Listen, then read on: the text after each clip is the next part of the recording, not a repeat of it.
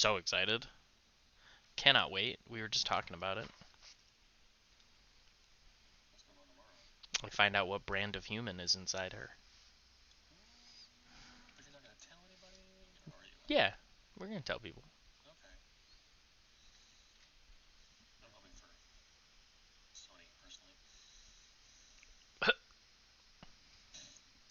You said brand. Fair enough.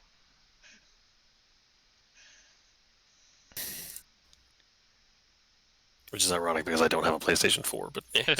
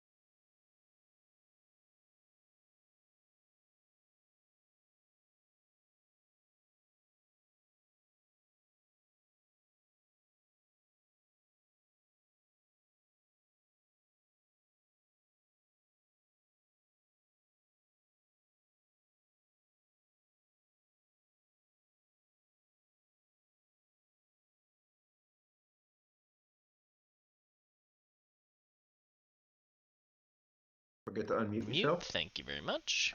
Ladies and gentlemen, and I went live just as Jeff walked away. Bye, Jeff. And now I'm on loop because I didn't mute the actual stream in Twitch. Alright, cool. Somebody say something. I just want to make sure your voices transmit on Twitch as well. Check, check, check, check.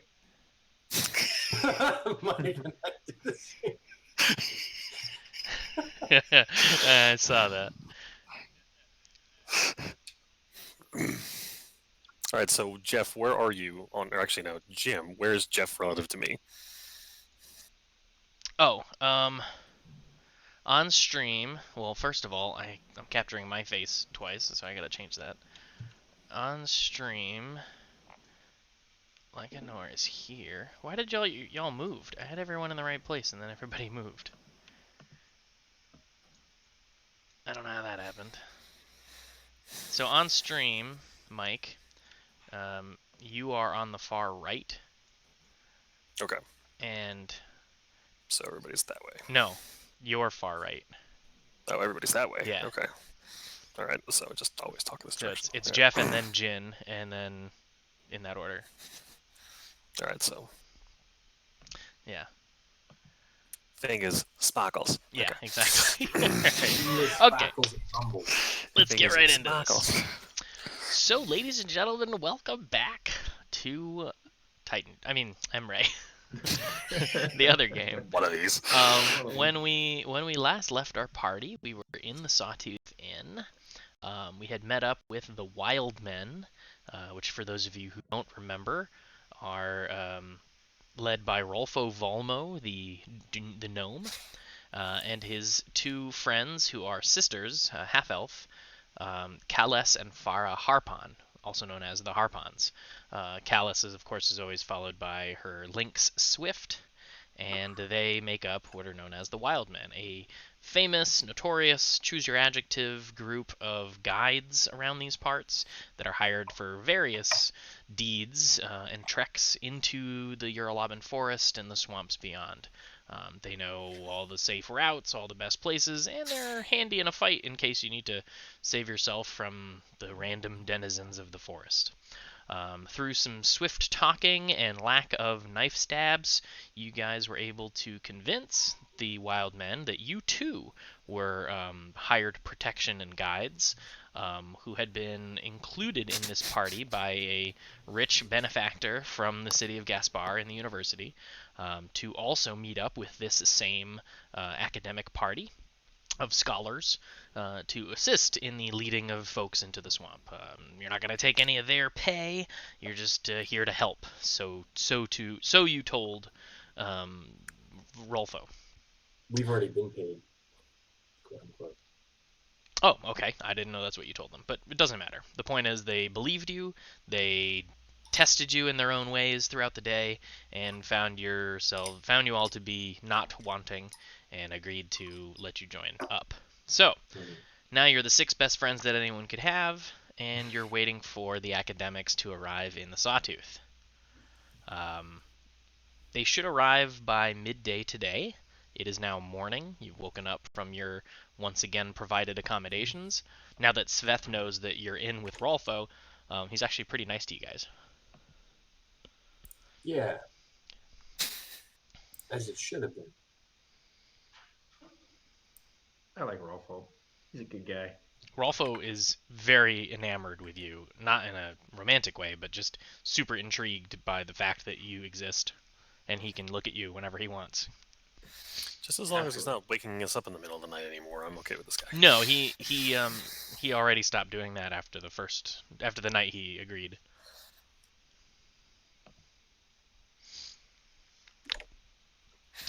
So yeah, now we're playing D&D, guys. This is where you tell me what you're doing. I'm sorry, where are we right now?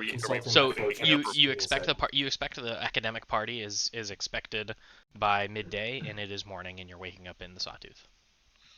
Okay. Listen, bro, I'm not doing any of this this manual labor again today. It's not happening. Well, I mean, if we're gonna be expecting there's a word here. People that we escort. There's something. Help me out here, fingers. Academics. Well, charges, right? Is that a word? Charges? Is that a thing? Yeah? No? Anyway, Book the learning point being, regarding a bunch of uh, words. the point being is if we go out and do work in the middle of the day, we're going to be not around when they show up. So it would be silly to go out and do work in the fields. But I can understand your lack of enthusiasm considering the last time we were pulling up vegetables. I Yeah, got you it. definitely hard want to day's work. squash that idea. So Not happening. Charges? Is it charges? I'm gonna ponder that all morning. I think there's a better word there.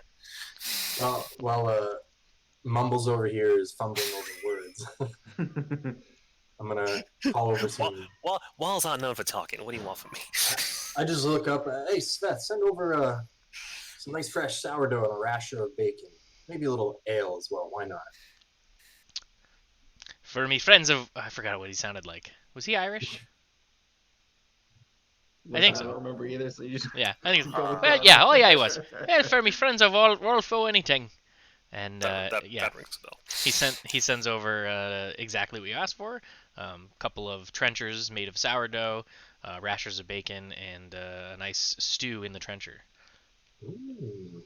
This is better food than I usually make for myself, so I can appreciate this.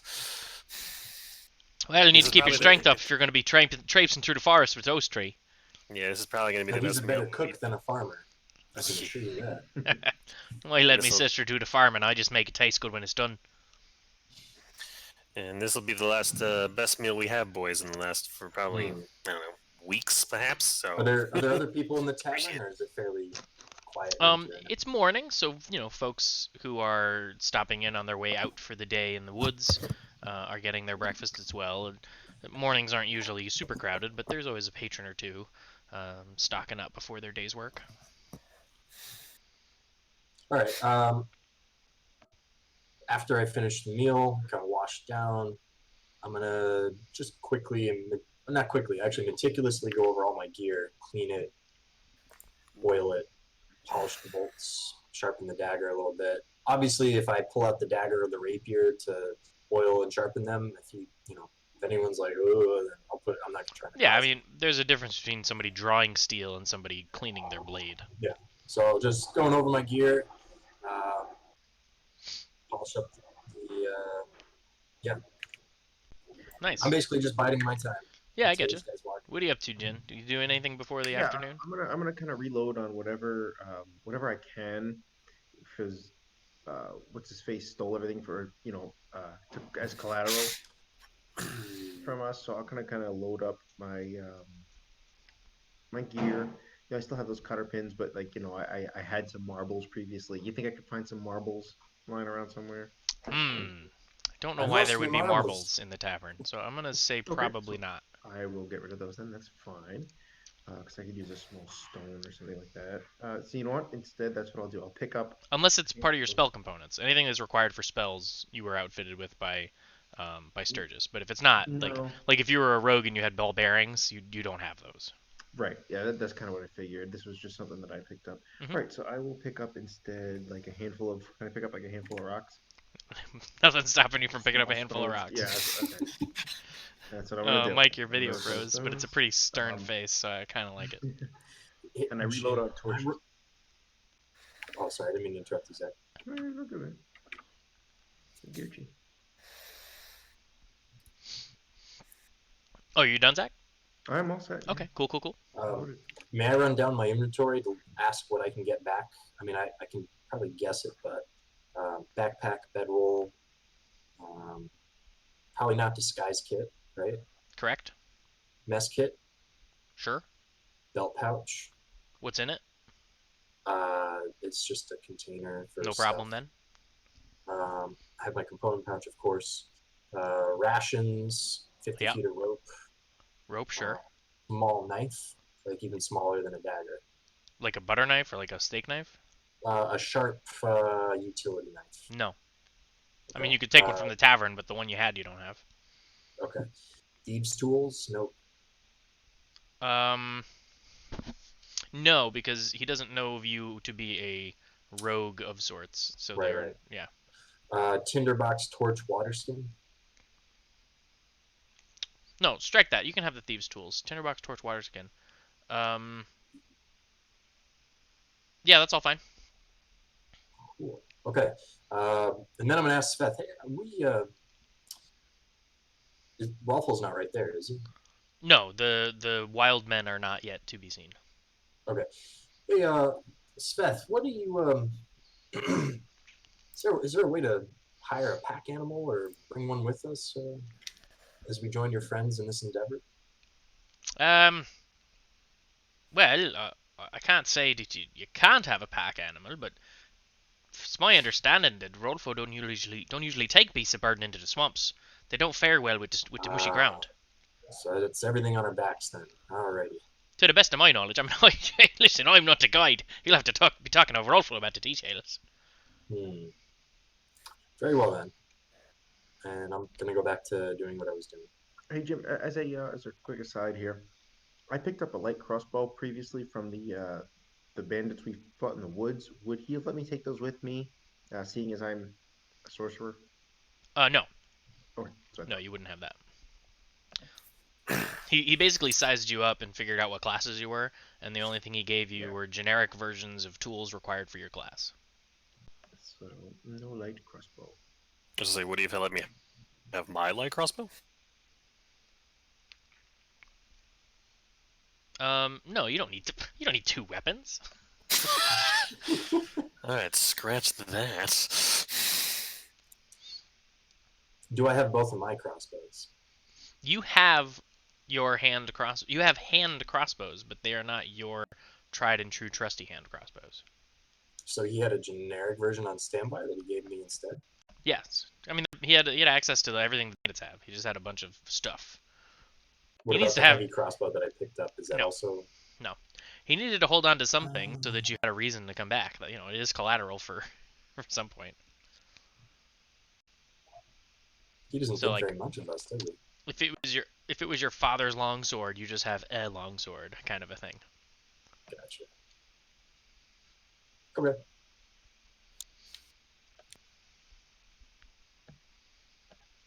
Okay. Mhm. Mike sneezing. So when you got one, you got three. Oh, just two. Lucky. I wish we could have recorded that, and made it into a GIF. I mean, the VOD will be up. You'll be able to stick any piece of it into a clip. Oh, goodness gracious. Okay. All right. Dan pretends to be cat in moment of rage. Yeah. So you guys are just kind of waiting until something happens. I mean, I'll try to make sure I've got enough rations for what I think we're coming for, but otherwise, I'm going to try to see if Seth's got a deck of cards and play cards with anybody that's willing to sit at the table and wait for me. Okay. I've had my fair share of guard duties that have been, how you say, less than entertaining. Yep, Yeah. it's still good money. You're good at entertaining yourself for 8-hour shifts.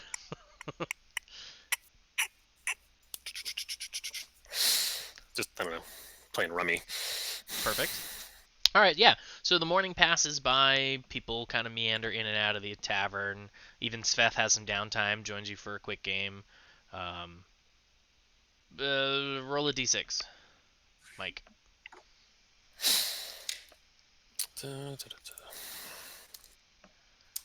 Do a barrel roll. I typed it into roll 20. What? Did you? Try it again. There we go. You're able to win 4 copper off of him in some card games. Oh. Wait, off of who? Sveth.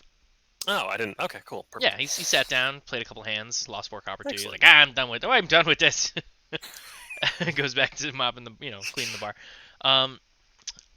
When in through the door walks a man, a human, older fellow, like 50s, bald head, bushy beard, robes, with like a sloppy cap. Followed behind him, or following him, are 4 youthful humans, 3 guys and a girl. What's a Ute? What is a Ute? Yeah. They walk in. They're very proper. He kind of takes his hat off and he's kind of looking around the room, and he sees the bartender and begins walking over towards Sveth. The other three kind of walk in, and they're like brushing off their arms and wiping their feet, and they move over and have a seat at this table over here. I am attempting to Sherlock Holmes them. I don't know what that means. Like, look them up and down and be like, okay, what are they wearing on their hands, their arms? Like, do they have mud on their shoes? Like, do I can see like scars? Do they have weapons on them? Like, They're unarmed. They have like Yodelehihu backpackers packs, like with mess kits and wine skins and binoculars and bed rolls and tents all like hanging off of them. They look tired.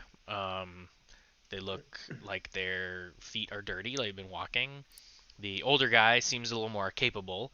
He's not as worn and weathered and worn out, but he too is like well stocked for travel.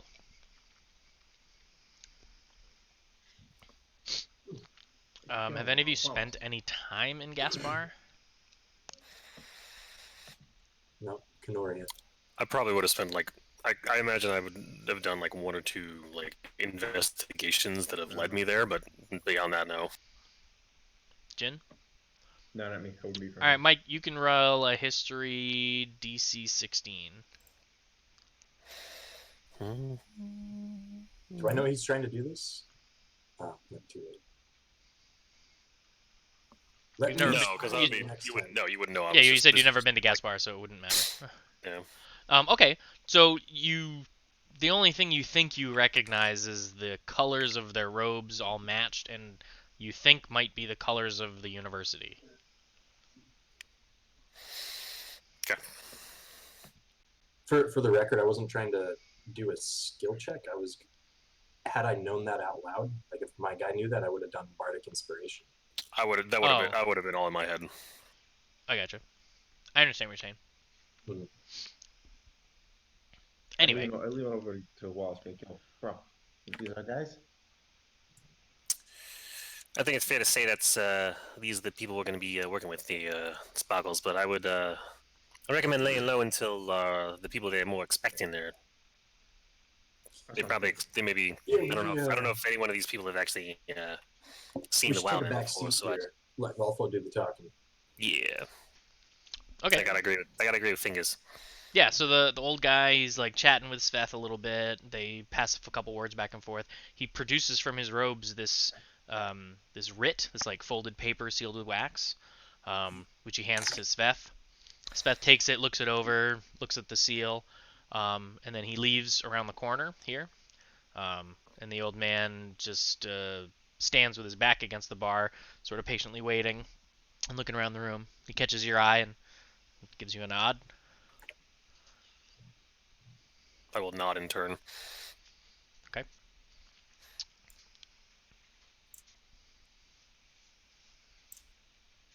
After a few minutes, Sveth returns, and he's no longer holding the writ, or at least not that you can see. He walks over to the old man. He speaks to him briefly, and the old guy nods at him and walks over to sit with his companions. And they're seated, and they're kind of talking amongst themselves. They're like stretching and like taking their packs off, sitting down, cracking their knuckles, relaxing. Sveth brings over a round of drinks. They're all kind of sharing drinks, chatting with each other, seemingly getting more comfortable and relaxed. A couple of them glance over your table a couple of times because you guys are just like sitting in silence, staring at each other. Well, no, I'd be playing cards. I'd still be doing rummy the whole time. Gotcha. Yeah. You guys do anything? You interact with them, or are you just biding your time? Just I would biting our probably time. be just kind of looking in My, the general. my direction. thought process is, since our story held up enough, but it's kind of thin, I'm not trying to interact with them any more than I have to. Cool. Okay. I gotta say, gents, I was expecting the group of people we were gonna be escorting through the swamp to be slightly larger, but maybe this is just the first group. Maybe it's an important group of folk. Almost, Mm. almost the minute you say that, On cue. almost as if on cue, around the corner comes Rolfo. Just Rolfo, not the Harpons. And he comes hobbling over, making his way through the bar. When he gets to about midway through the bar, in the door walks another human, roughly 38, 40-ish, like late 30s, early 40s. Clean, proper primp, beautiful shiny riding boots, a cap with a big golden feather plume on it, clean pressed linens, like noble's garb, riding gloves, riding crop, standard like the pompous Prince Charming type character. Blonde, wavy hair, clean shaven. And he walks in. Ugh.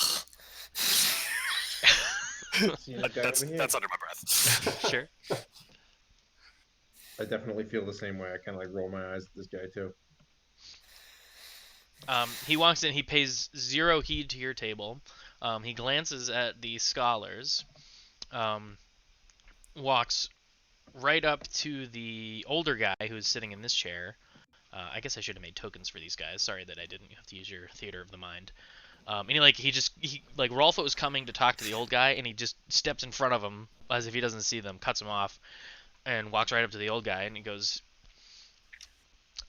you must be Mortimer. And Mortimer, or the man he thinks is Mortimer, says, yes, I am. You must be Varen.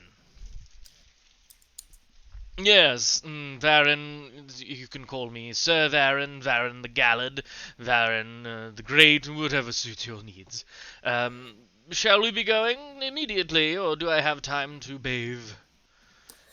And they continue their exchange. Meanwhile, Rolfo pokes what did they say, Varen? I gotta remember these damn names. I'm making up as I go. Varen and Mortimer. Thanks. He pokes Varen, and he's like, hey, excuse me there, buddy, but I was trying to talk to this guy. Oh, I'm sorry I didn't see you down there. Yeah, great. So anyway, and they continue their conversation.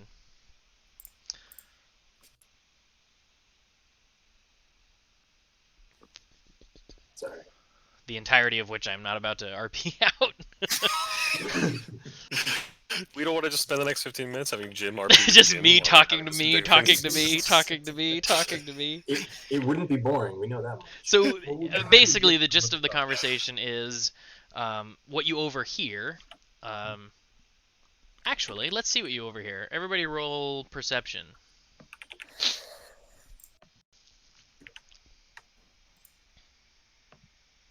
Yeah, all right, fine.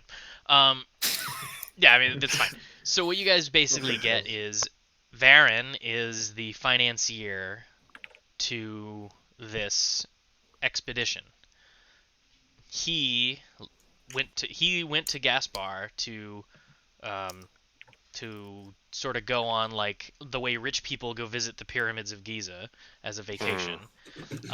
He commissioned the scholars of the university to go to one of the sunken temples. It's a known entity. But to get there is more difficult, which is why the scholars hire the services of the wild men. So Varen is the financial backer to this whole thing. He gave Mortimer the writ to seek out the Rolfo, which is why Rolfo is trying to talk to Mortimer, and this party of six, the five scholars, the four youths, the Mortimer and Varen are going to be escorted by the wild men and presumably the three of you as well to make your ways through the forest, through the swamp, to the known temple to go satisfy this rich asshole's vacation needs. We're Sherpas and we're going up Mount Everest. Yeah, Fantastic. basically.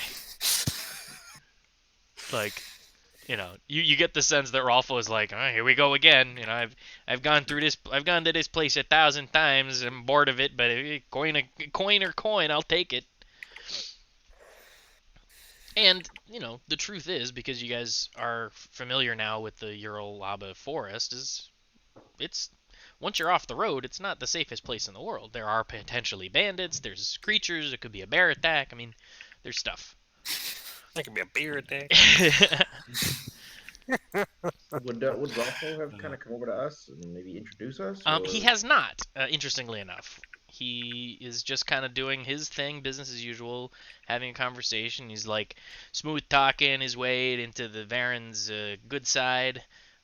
He deals with handling everything with Mortimer. No one's paying a lot of attention to the kids who are, for all intents and purposes, they're like college juniors on a retreat. Like they're young, kind of like I'm an anthropology major. Like they're those characters. Do any of them have weapons? None of the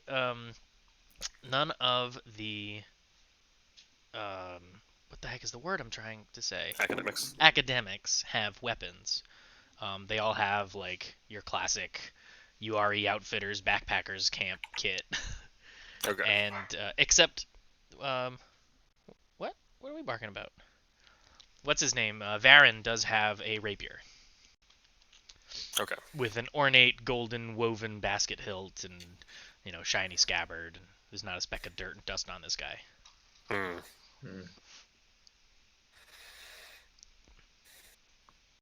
I would wave. Hold on, he was wearing riding boots? Oh, yeah, like shiny knee-high boots. Okay. He probably has a horse out. He thinks he's going to be riding into the swamp. Okay. Yeah, so I would at this point I would give a Rolfo, like, hey, what's up, buddy? How you doing, bro? Try to get his attention. Be like, yo, Okay. What's up? Yeah, so Rolfo, he's having a conversation. He sees you wave. He's like, okay. Well, let me introduce you to the rest of the party we got here. Aside from the Harpons, who you'll meet later, and he kind of he brings everyone together. So now everyone is kind of mingling in this area here. And he goes through simple introductions. He's like, these gentlemen will also be joining us as additional hired protection, as I'm sure you're aware of. This here is Wallace, and that's Jin over there, and the guy that one there is named Leganor. I would be probably standing at my full height, my arms crossed. I'll put a guy. I'll put a hand out to shake Mortimer's hand. Mortimer grasps your hand and he looks you up and down. He says, "Oh, I didn't realize it was is it particularly dangerous this time round." Something along those lines. But nothing you need to worry your little head over. Well, and I'll look over in Varen and nod. Hang on, this cat and the dog are hissing and fighting. I'm gonna squirt them with water. Get out of here, you cat!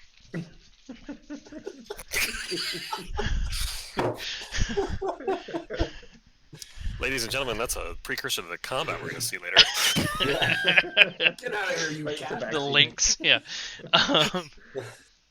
So, I forgot what I was just saying. I mean, Varen's probably going to be like, wait, what? Oh, no, so Varen is like, whatever, 3 of you, 6 of you, 12 of you, doesn't matter to me. I'm paying, Daddy's paying for all of this, you know? Right, well, good to make your acquaintance. Yes, charmed, I'm sure. And I'll go around and shake hands with all the youngins as well. And they're like, it's a pleasure to meet you, sir. We're looking forward to it, Scooby. Like that kind of, nice. When we get into the swamp, stay behind me. In fact, their names are Fred, Shaggy, Scooby, and Velma. Oh my god! And that's canon now. and Shaggy straight to Scooby Doo in less than a week. And Shaggy's the only girl. No, Fred. I was gonna say Fred. Fred's the girl. No, it doesn't matter. It doesn't matter. Yeah, so they're just like, they're super jazzed. They're like, yeah, college trip. We're gonna get laid on this weekend trip. That's how they feel. I get Corona. I get Corona. So I'll start What like move I asking them thought? like, have you ever? I mean, I'll start asking questions like, like the youngins, like, have you ever been in a swamp? Like, have you ever Oh been outside a no, city? my older brother was a scholar too. He said he went once, but I haven't been myself. This would be my first trip. General kind Kind of of answer for look all of over them. it. Look None over of it. them have I'll been look here before. over. Okay, I'll like look over at Mortimer. You Mortimer is like, yes, the university often brings the third years on their first in-person sighting whenever there's an excursion required of us. and you've explained to them the possible dangers that they're going to be going into when we get into the swamp. Well, certainly. I mean, they are prepared for any of the natural dangers, and of course, if there's more unsightly characters, that's why we have hired you. 366. 6. You're correct, sir. Yes. So I assume that that shouldn't come to that anyway, right? Just better to be prepared, good sir. Certainly. Just look over at the youngins, like, and again, stay behind me, and I'll go back and sit at my table. Cool. What about you guys? Just taking it in, sizing them up. I'm at the point where I'm ready to get moving. It sounds like Alright. fun. Well, I it's look them all over. Go I look at Varen and go, "How you doing, Gaston?" And go sit down. I'm not gonna see his name right the whole I time. use antlers in all of my decorating. Oh, now we have to run into a werewolf later. Thanks, Sparkles. Yeah, so anyway, so Rolfo comes over and he's like, all right, so it's about mid-afternoon now. I'm sure you guys have could use a rest before we get into the real work. I know that most of you have been traveling on foot, except for Fancy Pants over here, but we'll leave at first light so we can make good time before our first break in camp. For those of you who are not aware, he looks at the youths. The total trip should take us about a week or so to get to the actual temple, and then of course it's another week back. I'm sure you've all got your rations, and if you're missing anything, Sveth will kindly sell you what you're lacking. And Sveth is like, oh, I certainly will. As for now, enjoy the tavern. We may have some music later. He looks at you, Jeff. Does he know that? That was a question. We may have some music later. If not, whatever. He'll have a good time. We'll be up in the crack of dawn. When the lights up, y'all better be. Yeah. Maybe later. When the lights are up in the morning, you all better be as well. We'll meet by the well. Well, very good, Rolfo. Pleasure as always. Fingers. You got enough money to get us enough rations for 2 weeks? like aside. Maybe. Because I doubled my money from playing rummy this morning, so that was I don't get a lot. I have.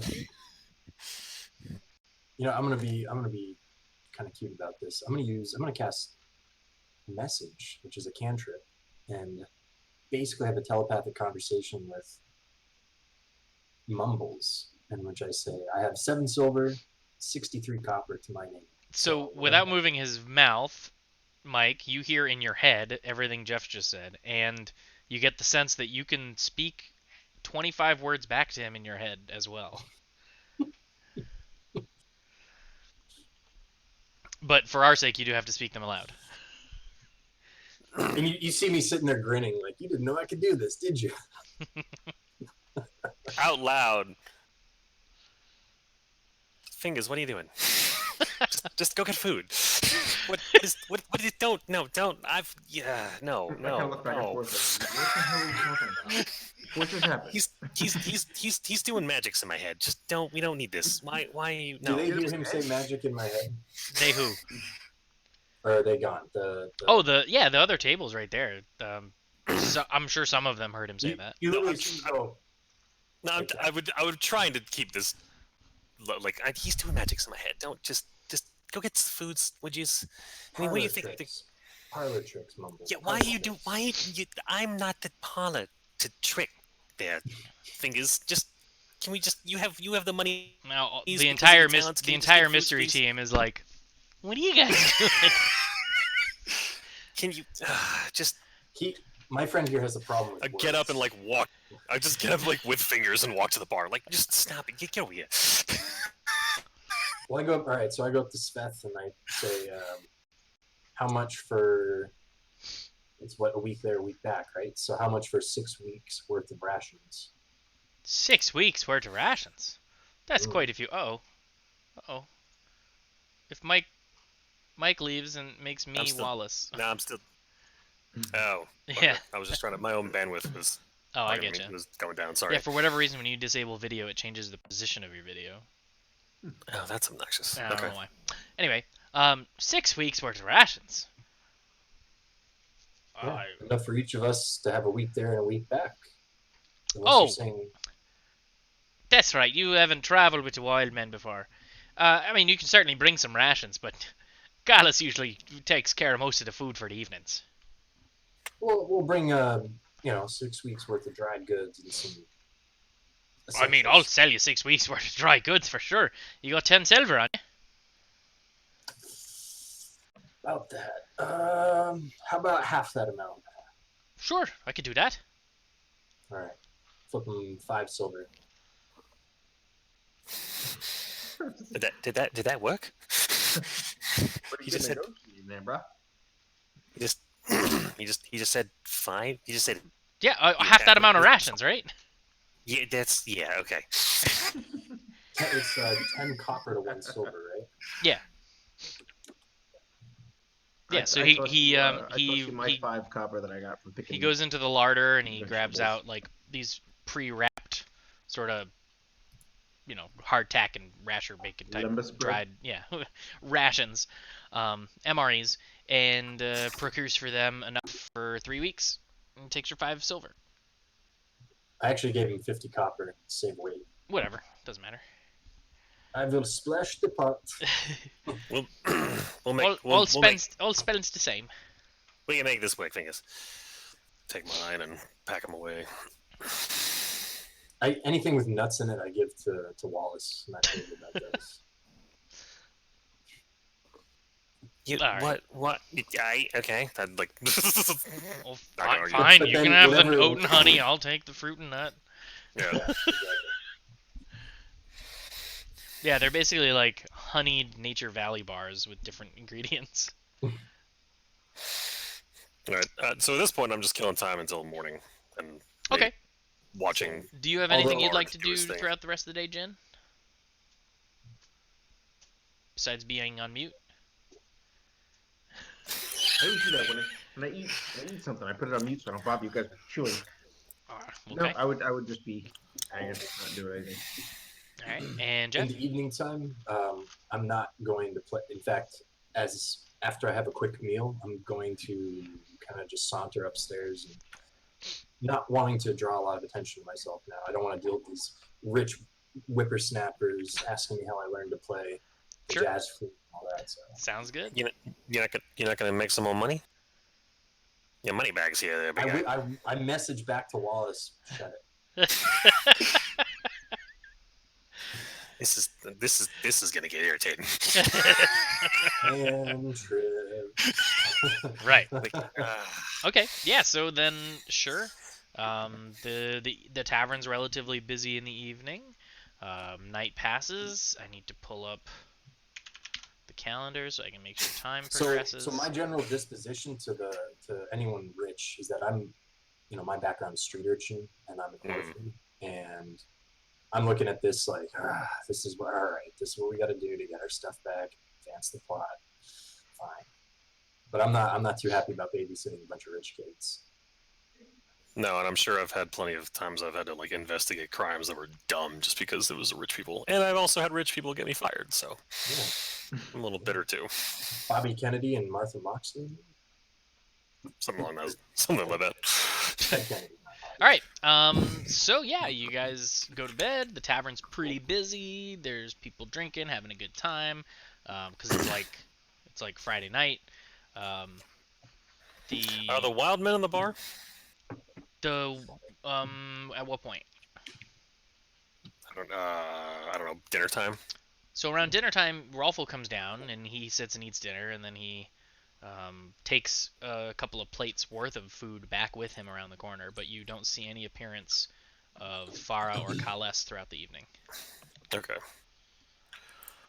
At least not before you go to bed yourself. Okay. Um, morning breaks, light comes through the windows, or begins to come through the windows. It begins to rise. Sparkles. Time to get up. Ugh. Just trying to imagine how a dragon. do you How use does a your tail dragonborn as a snore? pillow? I've always wondered that. As a dragonborn, does your tail become a pillow at night, or? I think I would just say it just probably gets in the way.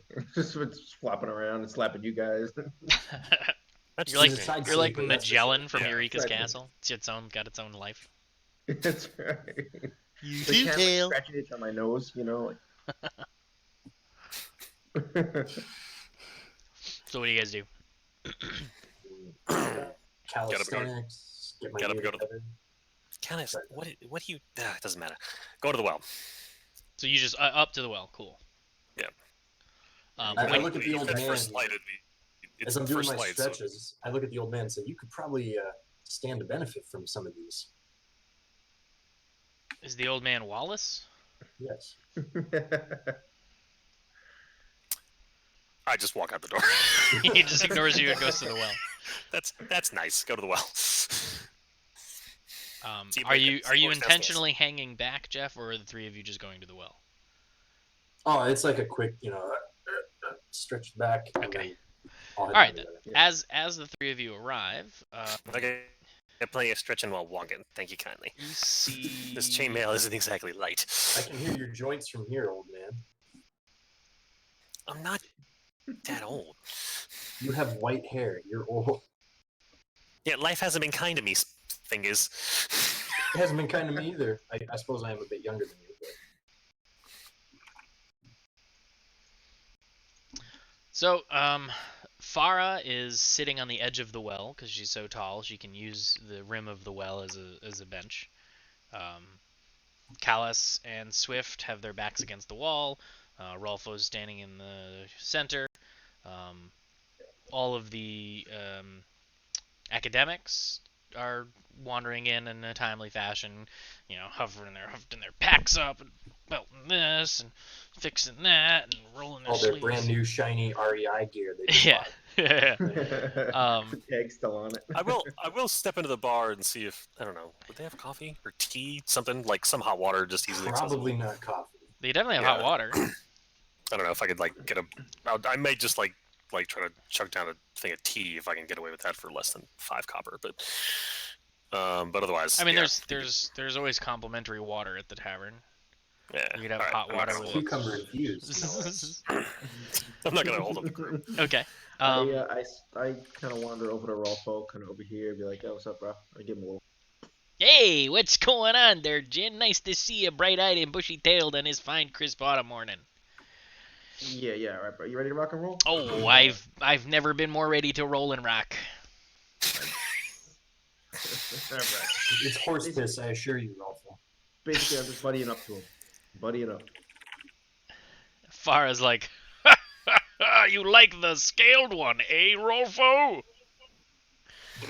And Rolfo's like, shut your trap, you. Is it Farah or Fala? Farah. Farah, and she's Farah- the barbarian. Yeah, Farah's the barbarian. Okay. Kales is the not barbarian. All right. I mean, I'll buddy up. I will if as we're walking along, I'll make conversation. I'll try to make conversation with Farah as we go. But Don't anyway. jump ahead, please. Sorry, my bad. So yeah, everyone's there, but of course, who isn't there? Varen. Hey Mortimer, you yes. you know where you're. You know where Willis- you're. Do we know where William? Varen is? Do we know where Varen is? Oh, no, I know he took the room upstairs, but I haven't seen him in the morning yet. Does anyone know? Has anyone seen Varen?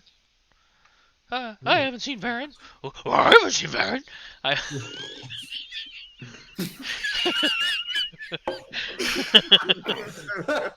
Like Zoinks. Zoinks! I haven't Are seen two of him. them burning sage as they come out of their room, and now they're starving? Okay, gang, let's split up and find Varen. So I'll walk over to Fingers and like try to be subtle about this. Don't know how successful I'm gonna be. Like, you want to go? I don't know, do the like mind stuff to wake him up. Like send a message to his sleeping brain or something. The mind stuff. Yeah, the words that you put in my head. You know that. Basically, magic. just whispered, and no one else could hear it. It's not magic. It's just. I get it, Delia. I'm tired of there's these a noble There's a word for this. sons of guns. Coy. You're being coy right now. And then as soon as he says that, I say via message into his brain, let's keep this on the down low. They don't know that any of us have spellcast abilities. I guess, and almost accidentally, like, because I want to say that out loud, but probably in my head, I'll just be like, "Can you just go wake him up, please?"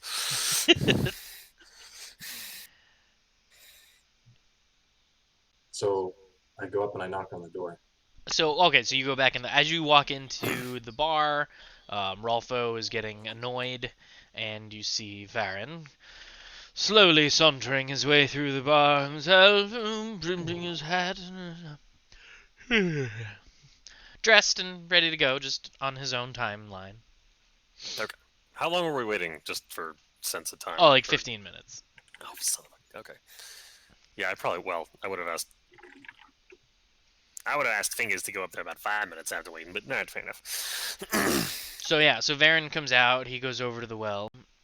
He begins to say, like, salutations and good morning, everyone, and he's cut off by Rolfo, who walks right up to his belt line, starts poking him in the gut, and he says, now you listen to me, you fancy pants son of a bitch. If I give a command, you listen. I don't care how much money you got in your bank account and how many times daddy's bailed you out of trouble in the past. When we're out in those woods, when we're in that swamp, what I say goes when I say it, if I say it, how I say it. Do you catch my drift, you blonde-haired buffoon? Or something more clever than I was able to improv right then and there. From the audience, someone yells, "Get your shine box!" Yeah. And he's like, right near Rolfo. I'm like, oh, oh, oh. I give him a high five. he doesn't receive your high five, but he sees that you tried. So high. And Varen is like, well, I can't believe you would speak that, and I can't believe you would not do what I said. This ain't this ain't the city, and this ain't a place for you to be lackluster. When we're out in the wilderness, you gotta do what I say, or you could wind up a corpse. You want to be a corpse? You'll be the prettiest corpse I ever buried in the forest. You know what they say: when a pack of bugbears is chasing you, you only got to be the second slowest to get away. Did they say that? Who's they? Yeah, who's Sparkles? Who's The Fingers? Who says that? the youths are like stifling laughter. Mortimer is appalled that somebody would speak to a noble that way, and Farah is like, small stature but a big words. We're all gonna get along just fine. It's gonna be a highly entertaining trip. And start walking. Yeah, and with that, Rolfo says, all right, let's go. So I'm going to flip you guys over to the area map, assuming I still have it. No, I deleted it. Really? Yeah, I remember I was trying to clear up pages because Jeff couldn't load. Oh, that's sad. I mean, I still have it. It's just not in the game. Oh, okay. So we can. That's all right. I'll just do this. Okay. So we'll use the bandit map for now. So remember, you guys are in that upper left X at the Sawtooth. You're traveling. Do I not even have the Euro? Oh, I have the Euro. Okay, we got this one. Cool. I can just take you guys here.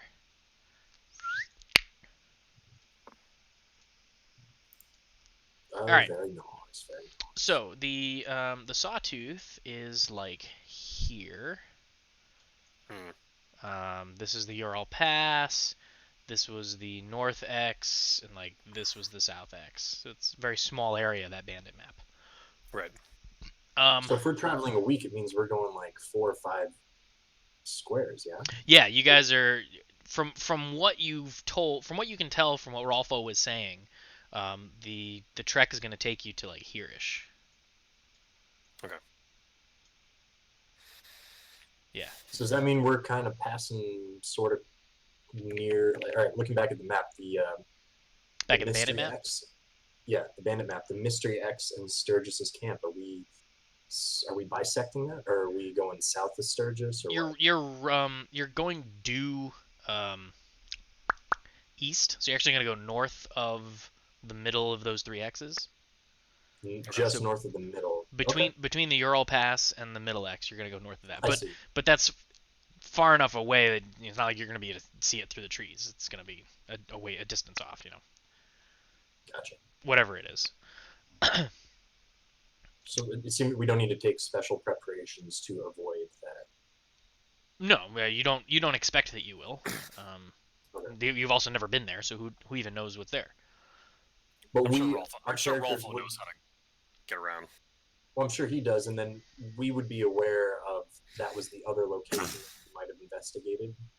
Like we would know where if we're you going. traveled to the X, you'd know Mhm. when you got to the spot that something's supposed to be at. But along your travels, you notice that you don't actually get that close to that spot. You kind of you circle around north of it. Okay.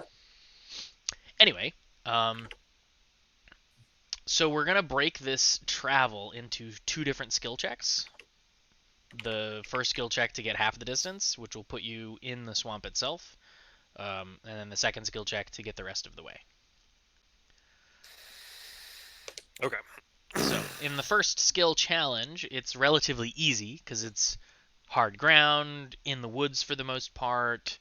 It seems to be more worn paths, tried and true trails. Like it's easy to navigate your way through a forest that you've been in before, whereas swamp is a lot shiftier and less known on any given day.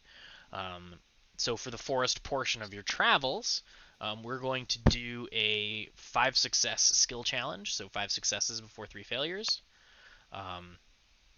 and we're going to allow you to I'm going to allow you to use your own skills or use one of the 3 NPCs' skills. You won't know what their skills in that skill is, but in your Okay. narrative, if you want to say I do XYZ with so and so, we can use that person's skill instead of your own for the challenge. So it's just an option. And we will start with Leganor. Okay. So as we're going through the forest, let's rely on Callus's, shall we say, survival abilities in knowing how to adeptly maneuver when there's no obvious trail. How to keep your Right. bearings. So let me just clarify. You still have to do something, but whatever you're doing, if you want to do it with Callus, you have to describe how you can't just say Callus do it. Like how are you interacting with Callus, Oh, okay. leveraging her survival ability? So I mentioned to Callus how this is, quote unquote, her neck of the woods, and I'd be very interested to see in how she, as a a lady of the woods, would navigate and orient to maintain an easterly heading when you can't always see the sun, and how to look for moss on the north side of trees, that kind of thing. Saying, "Oh, I've heard that this is a good way to nap. What do you think?" And then just kind of bouncing ideas off of her. She's very appreciative that you're asking her questions and not trying to mansplain, because she does know more than you, and is also pleased that you're not trying to hit on her and seem genuinely interested in what she knows. So successful. All of these skill checks will be DC 14, by the way. So DC 14 survival from Callus looks like that. Success. Yeah, she shows you all those things.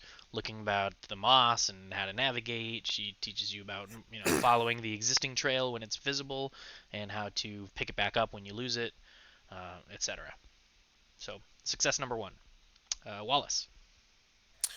So I'm going to try to use what little knowledge I have of dealing with nobles to get, basically just try to make conversation with Varen, if he's even willing to attempt conversation, to try to, I'm basically attempting to insight, like, does he have any experience doing anything like this before? And, like, what knowledge does he have of the information that we were sort of given as, like, his quick history check? I'm basically just trying to size up Varen as much as possible to see how well he would actually be doing in a fight, and if he knows anything about the area he was wandering into for his, like, what his motivations are for going into this whole thing. I like what you're doing. I don't see how that helps you travel. Okay, fair enough. But I mean, you're welcome to do that outside of the skill challenge. Fair enough. Well, okay, and then we don't have to do that now, but I can attempt that at some point. Okay. Yeah, sure. In that case, I don't know. Let's see. I'd try to make something. How would I come up with a friendly competition with Farah? I don't know. I would just think maybe just trying to. Like, just trying to see if, like, we come across, like, a path of, like, I don't know, like, a large tree to try to, like, lift it faster, or perfect. Okay. Some way of, like, just, like, trying to, like, make it friendly with her and I. I like it. That's Yeah. just, like, anything I can make competitive. So that sort of stuff when we're doing skill challenges is what I mean. I know, Zach, we talked about this in Steve's, like, where you tell me the problem. Like, I didn't come up with there's a tree across the path. Mike did, but for the purpose of a skill challenge, like, okay, that's canon. There's a tree across the path. This is how you solve the problem. So Mike created the problem and then shows how to solve it. You're also muted. So yeah, there's a big tree across the path. It's difficult to go around it because it's kind of like a ravine. You need to get it out of the way to get everyone in their packs through. No one's really excited about doing it, but you goad Farah into a contest to see, like, who can move the tree the furthest, and to make that successful. So are you using your or her skill? Hers. And which skill? I'm assuming athletics? Okay. Yeah, moving a tree, that would be athletics. So we're going to use Farah's athletics to move that tree. She's very successful. 8. Holy 8? Wow. Okay. That was far better than my 3. Yeah, That's a pretty good roll. Like, oh, you don't think I can move this tree? I'll show you what I can move. And you're like, putty in my hands. Dance puppet dance. So that's 2 successes. You need 3 to go. You're up, Jen. All right, so I'm going to be hanging with Rolf. We'll be walking together, and I'm going to try to, suss out what he knows about the path that we're on, the not the wildlife, the flora of the area that we're in. What sort of things he knows, and if we can eat anything, because we don't have. We ended up getting half the rations? You have a week's worth of rations each. That's what I thought. Yeah. For a 2 weeks journey. Yeah. Well, so you'll need to supplement. Yeah. So you assume you'll need to supplement your rations with some kind of actual edibles along the way. Sveth mentioned that Callus tries to do some hunting probably, and certainly foraging is an option, so that makes sense. So I would like to use Rolfo's nature. Rolfo's nature, okay. Yeah, so you have some great conversations. He's happy to tell you anything. I mean, just talking to him makes him excited. And he's like, I spent a lot of time in these woods. I think you can eat that. I've eaten one of those before. This tastes like birch. This tastes like root beer. You can make tea out of those, etc. Don't eat those mushrooms, or maybe do eat those mushrooms. And you ate those mushrooms, which was not. He was joking, but you ate them, and you don't feel so hot. Silly Simon mushrooms. Well, don't eat you. Nah, Mike, I was joking. Don't eat those mushrooms. Oh, jeez. So then the party has to wait a couple hours for you to go through your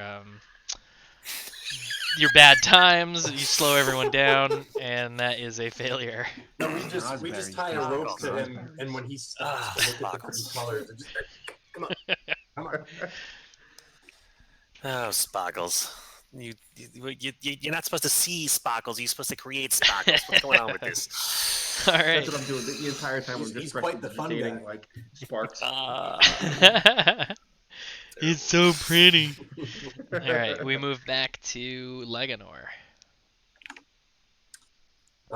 Looking at sparkles as a great example of what not to do. I am going to once again turn to Cal S. If I can find, and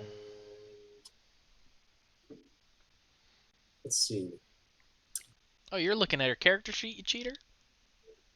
I'm extrapolating based on. Wait, we have access to that? What?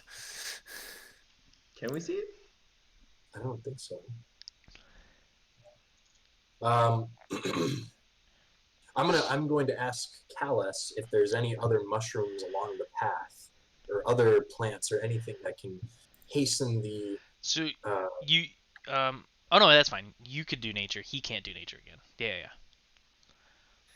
I'm going for a medicine check here. I want to see if there's anything we can that sparkles can that will speed up the reaction internally, or suppress it, or soften its effects. As sort of a recovery to the problems he had. So you ask Callus, and she says, typically we just let the poison run its course, but these herbs are generally healing herbs. They are applied to cuts. I'm sure they can't be bad if ingested. And she hands you some of those and rolls medicine. Yeah. Yeah, they're great. Actually, Jin starts feeling real nice and recovers a little quicker, so you guys can continue on your way. And that is 3 successes, 1 failure. To Wallace. You I can hope tell to me if continue to roll this well for them, but not this well on other NPCs. That's the that'd be danger of ideal. controlling both good guys and bad guys. yeah. Feast or famine, baby. No, I guess I'll try to ask Farah. Like, is it all right? So you three clearly been doing this a couple of times before. There's particular landmarks you're using to get to this particular part of the swamp, or the particular things you're trying to. I'm trying to basically either investigate or. I mean, if you call this a nature check, I understand that, but like trying to basically figure out, like, okay, if we somehow get separated from the group, how can I figure out how to get my way back? Is what I'm attempting to do. You're asking Farah this? Yeah, I mean, if she directs me to somebody else, I'll just bring it up in conversation. What skill are you leveraging? I'm attempting to either insight or investigate. I mean, really, I'm trying to investigate to keep track of my own self, keep track of like landmarks and so things. So are you investigating? I would like to investigate, yes. So you use your investigation? Yes. Sure. Yeah, so go ahead and roll. Yeah. Dirty 20. Perfect.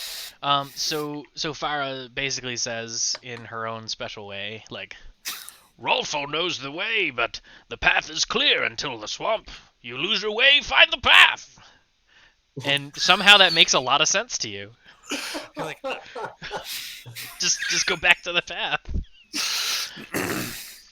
Fair enough. So that's 4. You're at 4 and 1. I really gotta come up with a nickname for her. This whole name thing it gets old quick. Jin, that moves on to you. All right, I am going to. Actually, that wouldn't help us on our trip. Shit. I think we all have to do that eventually. I think that's a Constitution check. Hey man, I did a whole week of Yagu. Haven't we all? Several. Oh God, no, that's not what you. Never mind. Let's not. Okay. All right.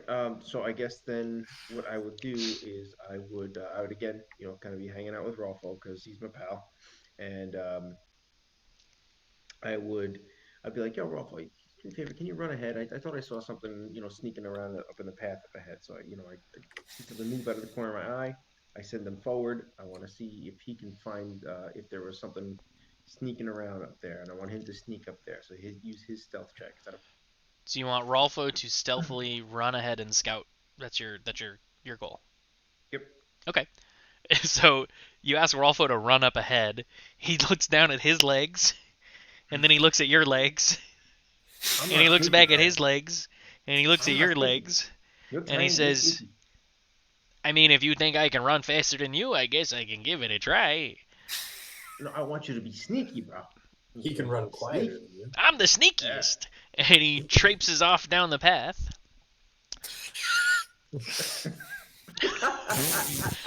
Oh, And, he's not very Steps on sneaky. every twig on the way.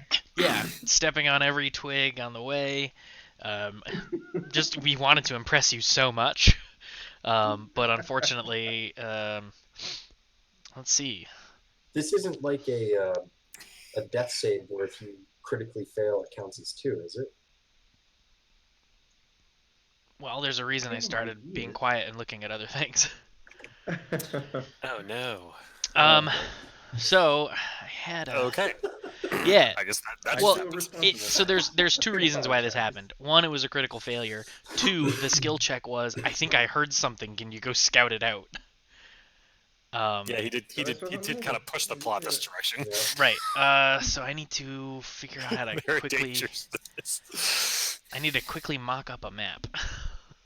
So I'm going to assume I'm in the middle of the walking party. Well, actually, I'd probably be just wherever Hang on. far it is. I need.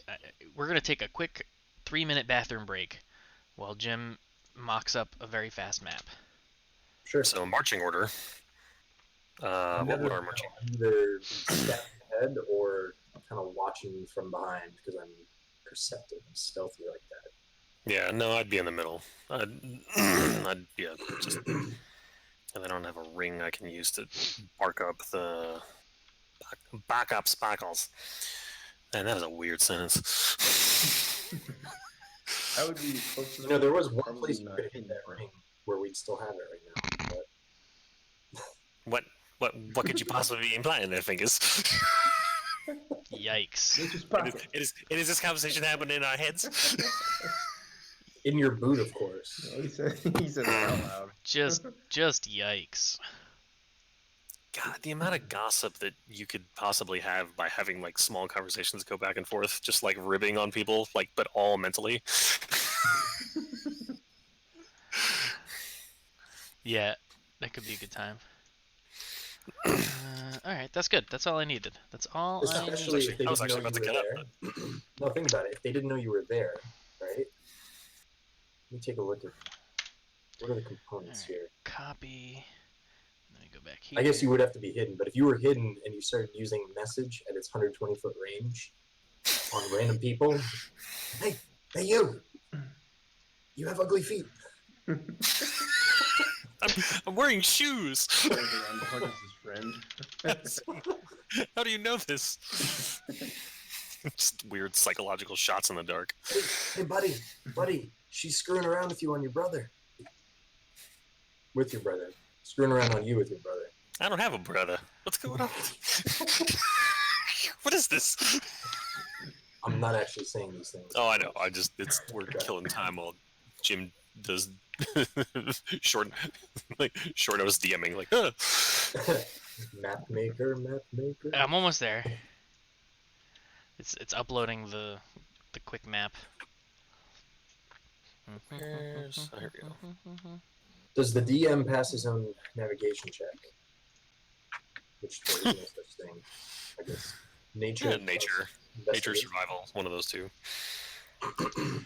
Alright, so we'll bring you guys over here.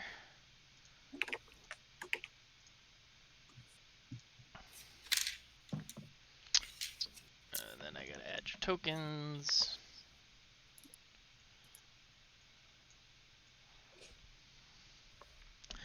I should have prepared ahead of time. I prepared something else, not this. I'm sorry, guys.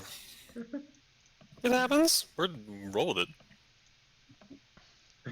That's big. Wallace gets to be a wall. That makes Wallace happy. This is an interesting. These tokens on this map is hysterical. I'm working on it. Also, I like how you two are gigantic. I don't know why that happens by default, but I can fix all of it. Okay, you are controlled by... No, you represent the Lollipop Guild. You are Jin. HP. Bar 2 is speed. Bar 3 is AC. Save changes. You represent Going Lego. AFK for a half second. Yeah, that's Just fine. Making the map was the quicker part. Actually, turning it into something takes a couple extra seconds. Speed, AC, changes. You are Wallace.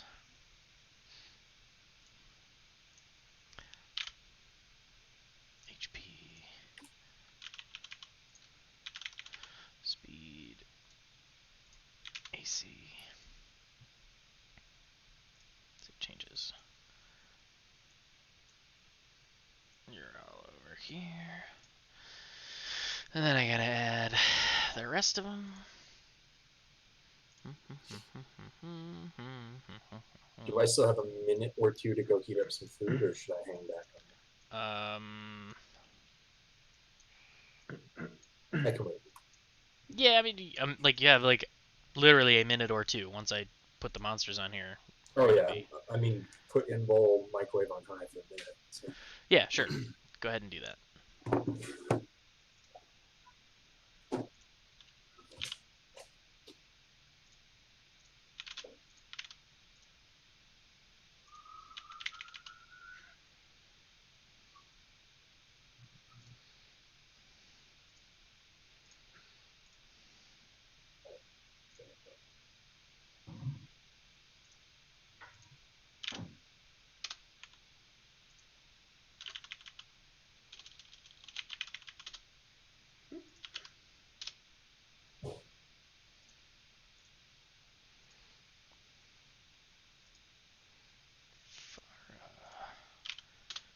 I wish I could set these as the default bar option so I don't have to set it every time I add a token to the map. It's a little frustrating.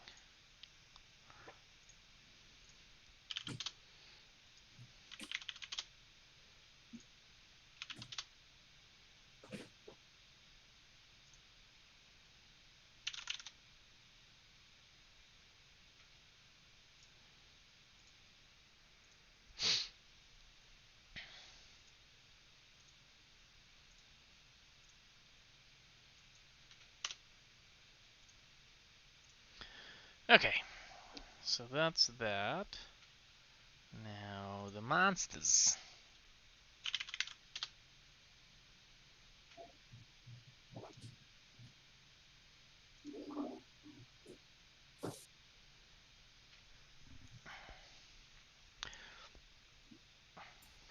Let me know when you want us to roll initiative. So yeah, so I'll wait for Jeff to get back because I'm ready to proceed on our end. Man, that was fun. That was fun mocking that up real quick. Jeff! You like this map I created out of nothing? Like, how far away is he? Very impressive.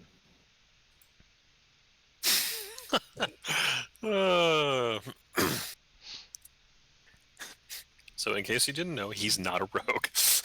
He's not a rogue.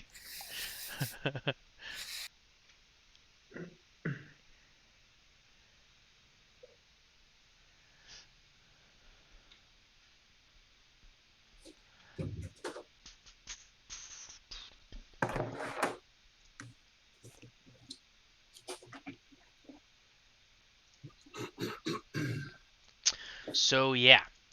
So here's what happens. Everyone's standing around like this. Actually, everyone's standing around like this.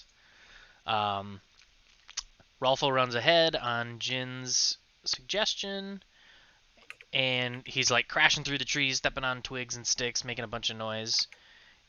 He looks around. He turns around to you, Jin, and he starts to shout, "I don't see nothing!" And as he's saying that, descending from a tree above, you see this. Damn it. Oh.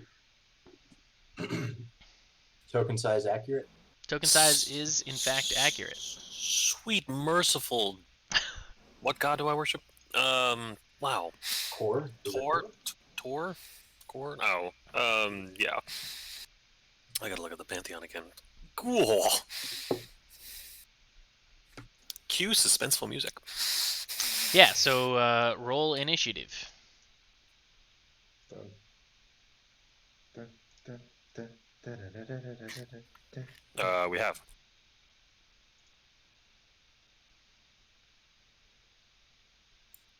I didn't know you could even do have initiative. Well done. No, it didn't actually roll the initiative for some reason. Where the heck is the initiative button? Oh, there it is. It's going first. There we go. So, I mean, it is surprising us. It's only fair. Descending, and good. Oh, wait. I gotta do this now. This is gonna be fun.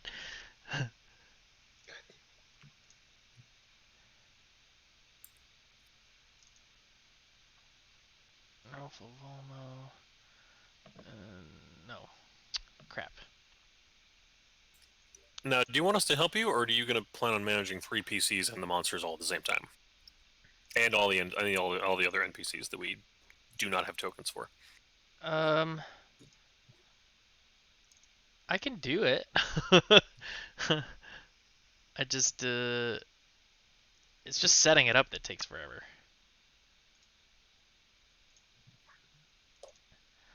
Farah, and I need to roll an initiative for Swift. Okay. So that was the hard part. Was just getting all the initiatives on there. All right, so where can we assume everybody is in relation to us? Or are they all? They are all where they are. No, I mean the people we don't have tokens for. The 4 youngins, Mortimer and Varen. Oh, right.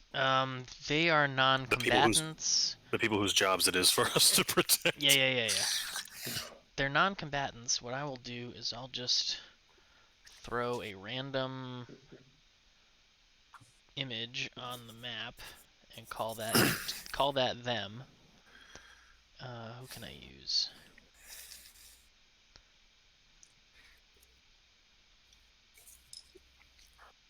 Man, our the wildman got caught flat-footed. So those those are the guys.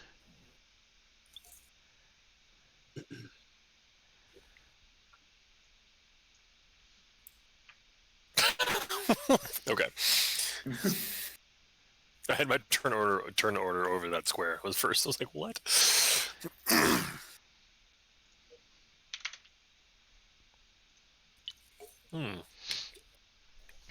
Can I do anything with this? Okay, so this thing, which appears to be some sort of giant spider, descends from the trees above, right on top of Rolfo, and what? Oh, I was like, where'd all my tokens go? Found it.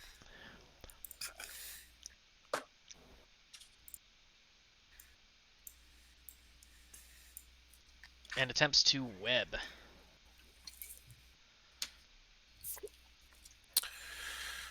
And succeeds. And appears to succeed against his AC. Because it's just against AC, right?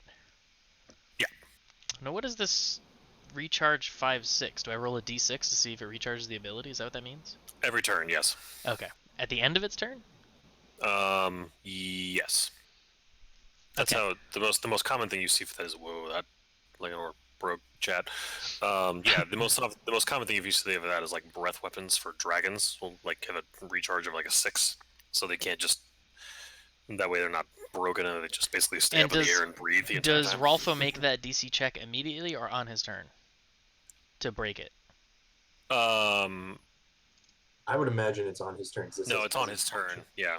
Does it say as an action? Yes. Mm-hmm. The target is restrained by webbing. Oh, I guess, as period. an action. I see. As an action, there's no. I see. There's like a period. I see it. Okay. Yeah. So he ensnares Rolfo in a bunch of web, and he's now webbed. Webbed. It doesn't do damage though, right? No, Cool. he's just restrained.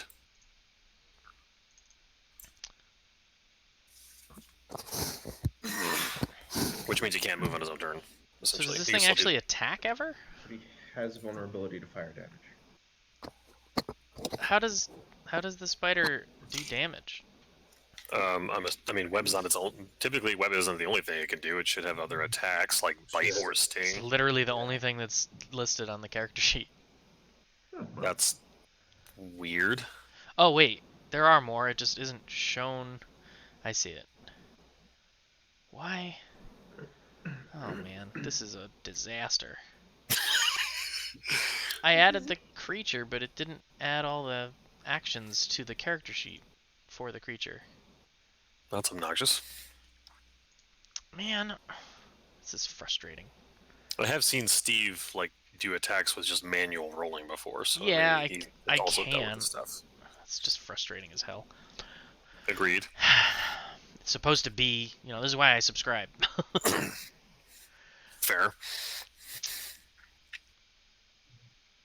I assume I only get one action a turn for this thing. Yeah. Okay, so that happens.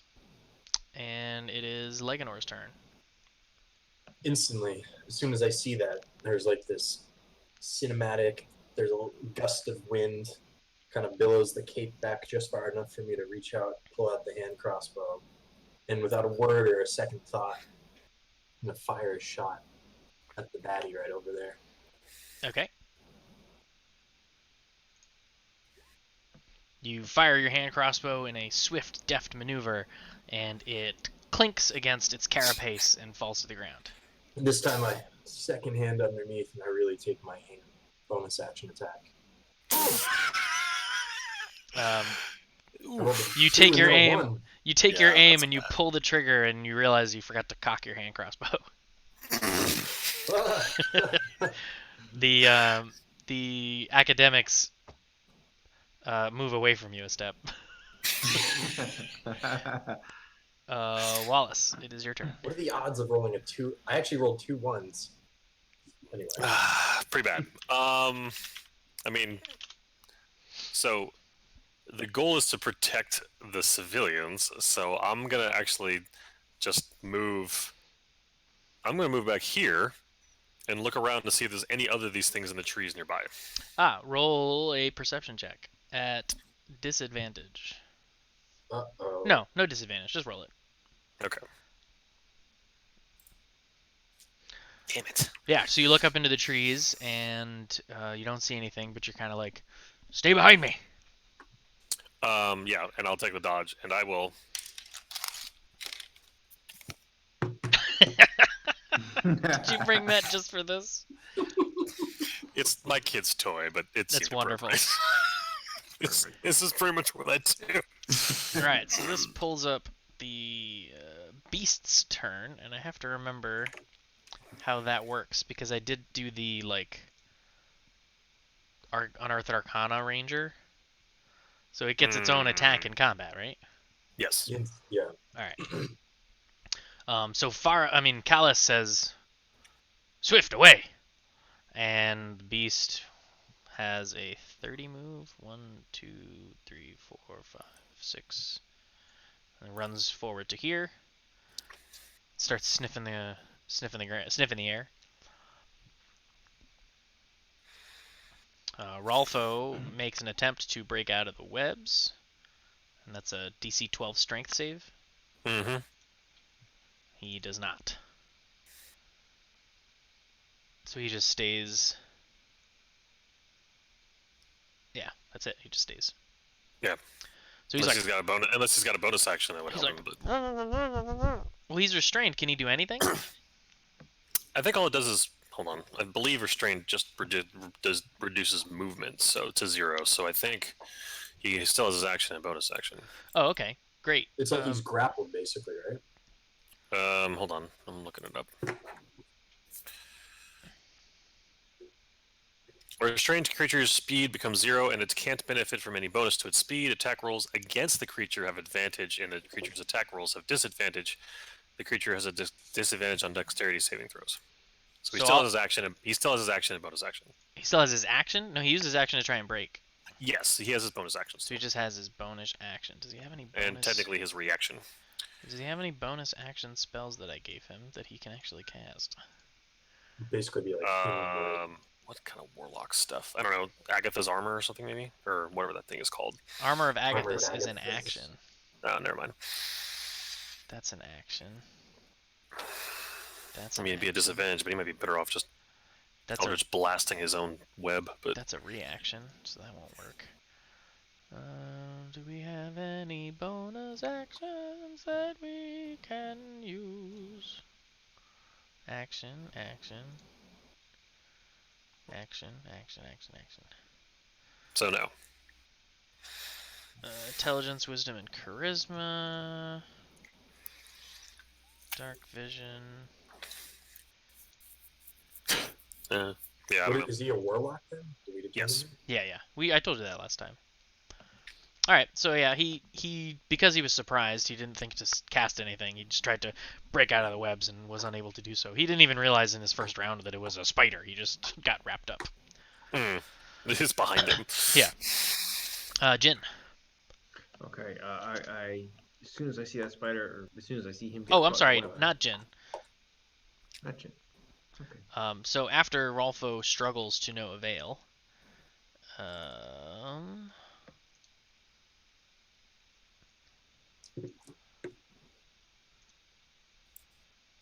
on, there we go. This thing drops out of the tree in front of Farah. It's a smaller, but still menacing-looking spider. Same species, just different size. I wouldn't say it's the same species, no. Okay. And makes a bite against Farah. And misses.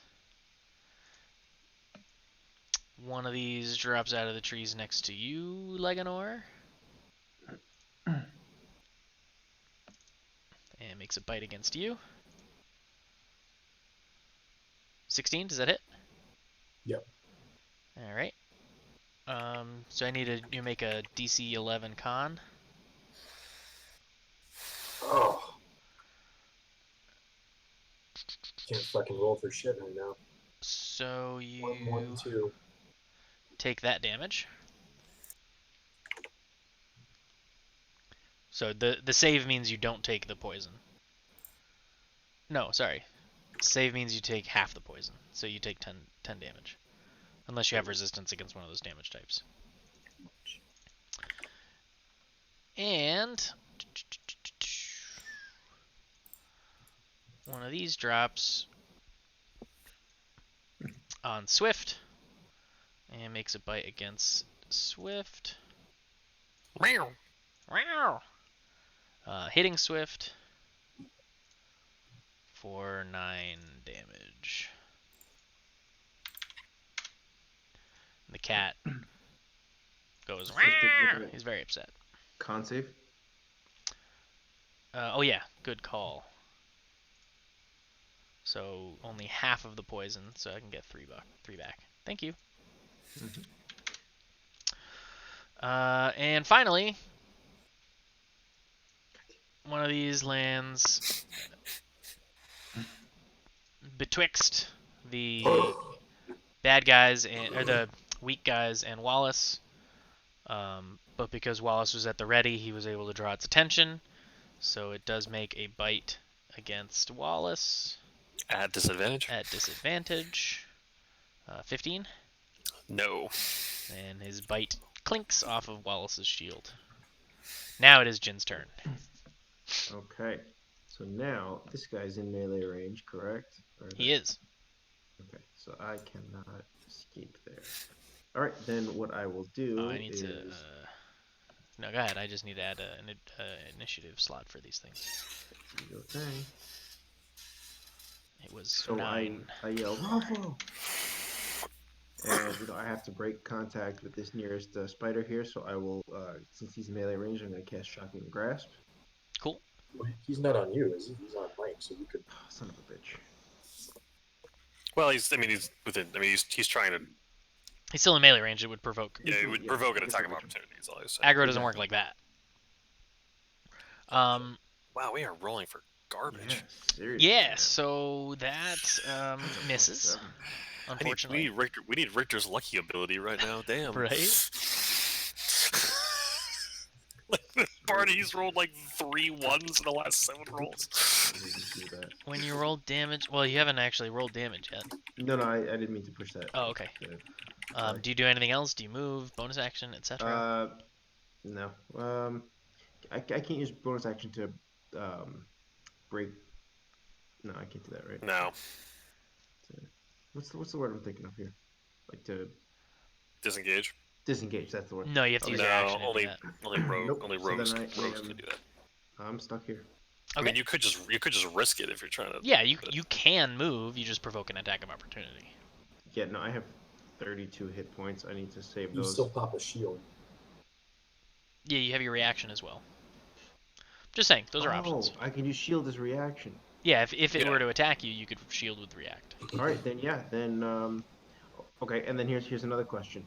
If I were to run past here, does that provoke an attack of opportunity from this other guy? If Yes. you Yes. both enter and exit its melee range, then it would provoke. Yeah. The Alright, what if simple I rule go- is whenever you exit an adjacent square of a monster, you provoke an attack of So opportunity. it doesn't matter. So what if I were to go this way? That would miss everybody. Yeah. Okay, so then I'm gonna do that. I'm gonna take the attack of op from the closer guy. Yeah. You do provoke, and it does take the action. Okay. I think this was where I wanted to be. Hang on, let me So just check. 20 against your AC. That hits. Yep, that's where I want to be. Perfect. Did you say you were shielding or no? Yes, I would like to use my reaction as a shield. Would it still Oh, miss is though? your AC 15 or below or above? It's a 20? No, that's not gonna do anything then. Shield only Yeah, adds 5. shielding. Okay. So then it deals. Make a con save. It deals 4 piercing and Con save coming up. half One as much poison. poison. Does that round up or down? So 2? Down. D&D's always down. So 4 plus 1. 5. So 5 damage. Okay, I can deal with that.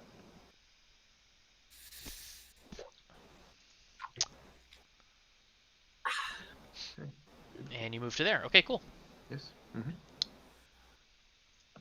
Farah's turn. She hates spiders. And you see her sling a giant maul from across her back. Rear up Jose Canseco style. And I knew she was a voider. and swing her two-handed maul at that spider, That should connect. obliterating it into a pile of ichor and goo. Smooth. Perfect. That's my lady. She then runs forward to here, makes another baseball swing, which also hits, and smashes this one into a pile of goop as well. Excellent. And she says, "I hate these creepy crawlies." Embrace the hate. Calais. Turner and Hooch somersaults to here, whips out her longbow, and fires a shot at this spider to save her cat. Shink. Uh, Oh, yeah. dealing 8, 9, 10, 11, 12 damage, so basically poking through, like sideways through its head, through all 8 eyes. We had to introduce the NPCs in a really cool way, so we have to roll terrible and they have to roll amazing. It's just the cinematics of the story. She then knocks another arrow and fires it at the big spider.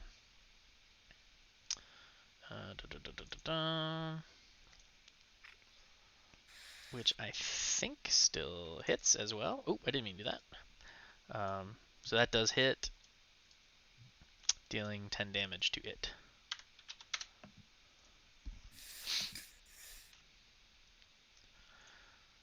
The academics shudder in fear at this spider. The 4 youths like turn their backpacks back at them, and Mortimer is like, "Shoo, shoo!" Is Varen in this anywhere? Oh shit! I forgot about Varen. Thank you. He's present. He doesn't fight though. He's like, "Oh no!" Like his sword is for show. But yeah, he should have a token and some health. Stand by real quick. He should have the capability of dying. I just That's gotta, really all that means. I just gotta grab somebody. There we go. There's Varen as far as I care. He's over here and he's like, "Oh, get away! Oh, these are terrible." And it is the giant spider's turn. So he is going to bite at Rolfo. And I need to pull it up in this menu because for whatever reason I can't see it elsewhere. So it is what? +5. At advantage.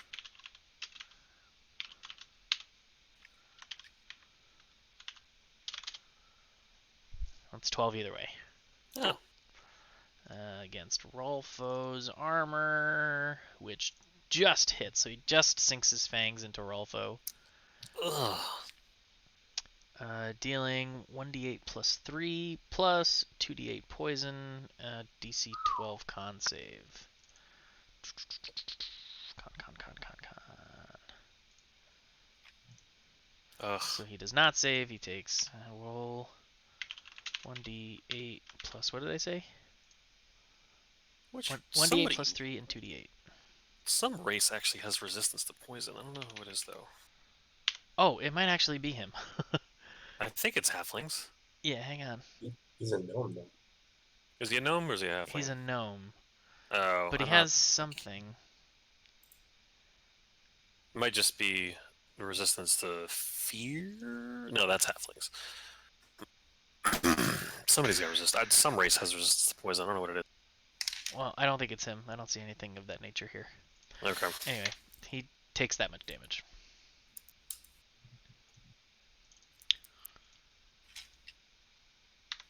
Is he still going? I'm sure he's a lot worse for wear. Rolfo? Yeah, he's not happy. And then the spider climbs over Rolfo to here. And just poison him. Gonna let the poison do its work. Move on. And that brings up Legonor's turn. Alright, well, normally I would help Rolfo, but he's not paying the bills, quote unquote. So I'm going to turn to the spider by the academics. And I'm going to attack. Oops, sorry, hold on. Yes. I'm going to attack one normal attack.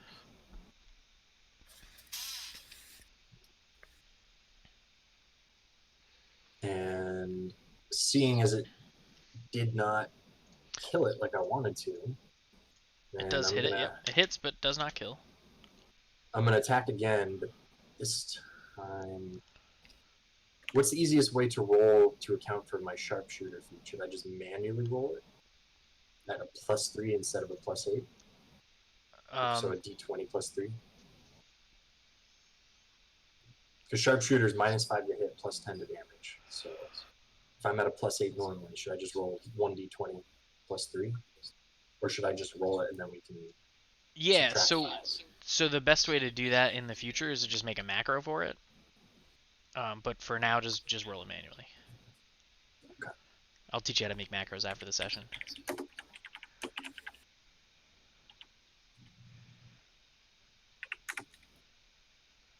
D20 +3, 14. 14 will hit. Alright, so it's It's plus 10 to damage, right? 1d6 plus 13. Yeah, it's dead. you definitely kill it. So I you're hate set. these You, things you too. shoot one and it like sinks into its carapace, and then you like tongue out, aim it just right, and you fire it, and it goes like right between its fangs, out through its cranium. If I you was going can to say, call it it a actually cranium. splits the previous bolt down the middle and goes into the weakened portion of the carapace and just All right, I can get behind that. liquefaction. Yeah, so that spider is a puddle of goop as well. Wallace, that brings up you. Oh, I still have a move. Oh, my apologies. Move, go ahead. So, why don't you go ahead and start, and I'll just move on. Go for move. Where's the? Oh, she's right next to me. Okay, go ahead.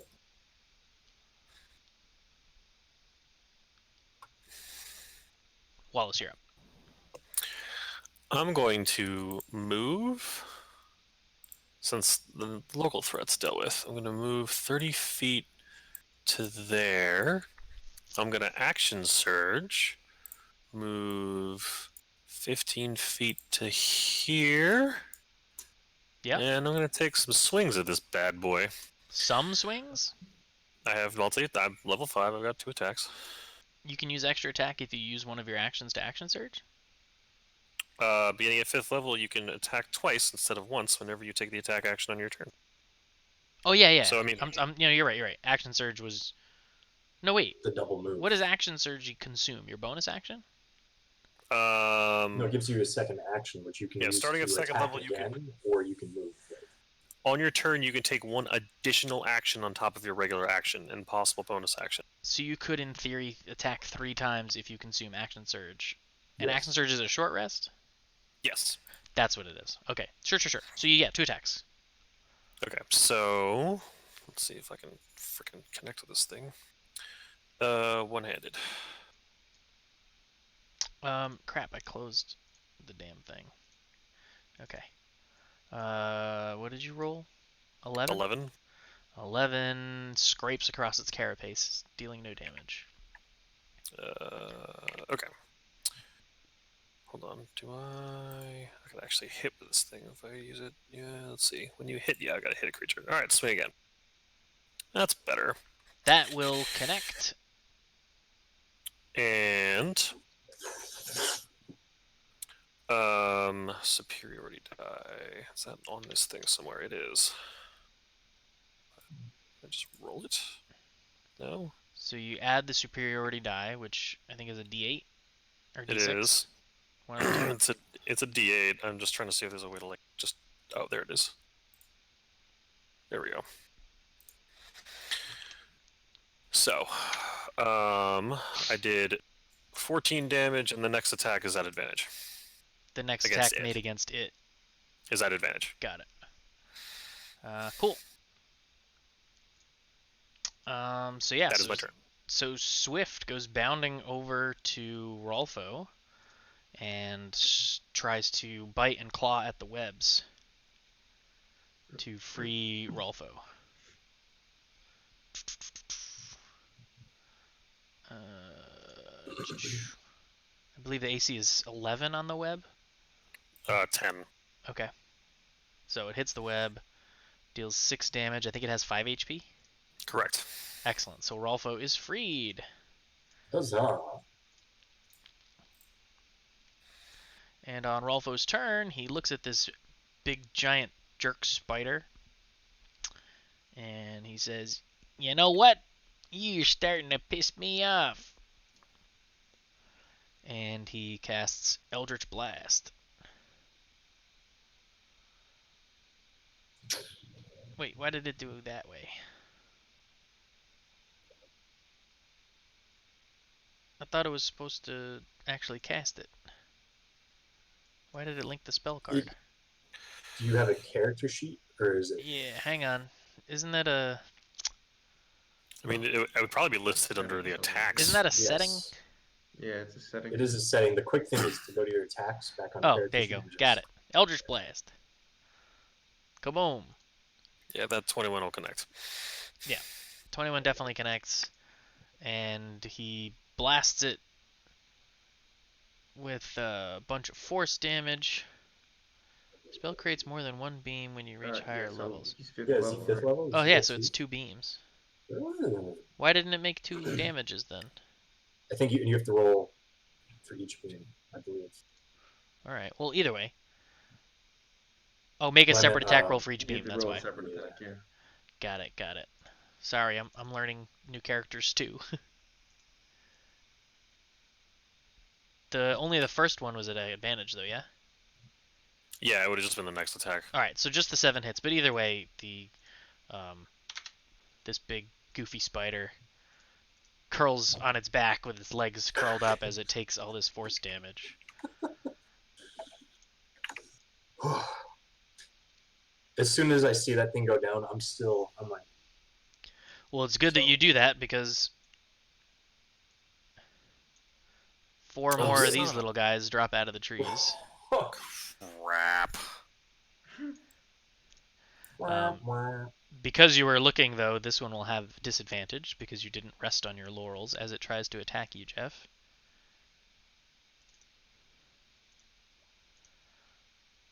So only the 12. AC 15. So it Yes. misses. This one lands and skitters over to Kales, and attempts to bite at her. And she has. Do I have time, even though it's not my turn yet, to yell, Wallace? Yeah, I would. That's a. Yeah, like you could. I would Because say your yes. back's turned to them, so I'm. Wallace, get back there. So she takes 6 plus 1, 7 damage. This one skitters over to Kales as well. And bites her. Missing. And this little one runs up to the Crap. to what's his name, Varen, They're in. and he has AC 12. And he bites at him and misses.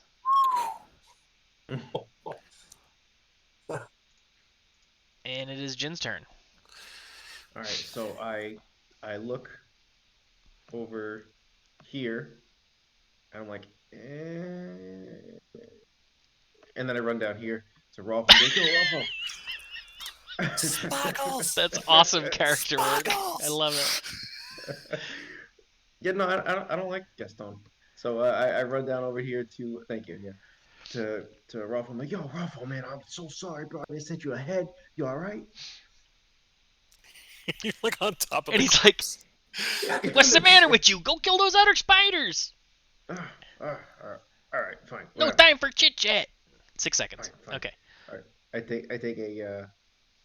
take a shot at this guy here with let's do a firebolt.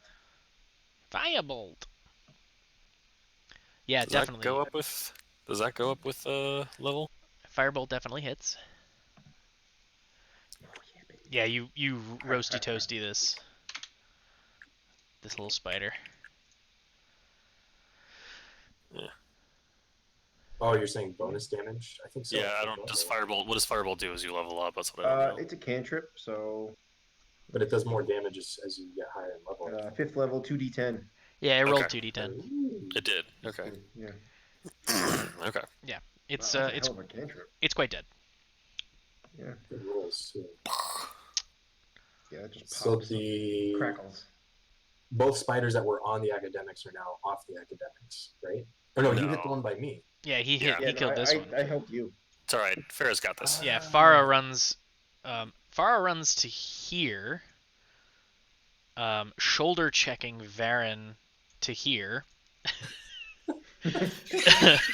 Manhandling him. And takes 2 swings at this spider if needed. It will not be. It was not needed. That's Malls that's are a spicy ridiculous. meatball. Yeah. And it's 2d. I think they're 2d6 plus 2d6 whatever plus strength strength. is. Yeah, it's 2d6 plus 5. 20. 20 strength. Yeah, a 20 strength barbarian with a maul does some damage. Some damage. Good lord. Um, She's rolling high in the 2d6 too. Farah, she has 40 movement. She was where she was. She was here? Yes. Yeah, Yeah. 5, 10, 15, 20, 25, 30, 35. So she's able to run back to here and make her second attack. Oh, she's beastly. She's a bad happy maul. She smashes one of the legs off of this spider, and it's leaking ichor everywhere. But still alive. Callus takes one look at this garbage spider and draws a spear, which she stabs at the spider in its face.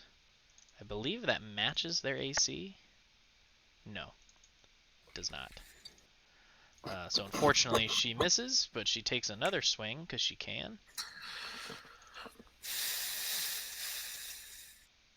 And connects with the second, piercing through its head space and killing it.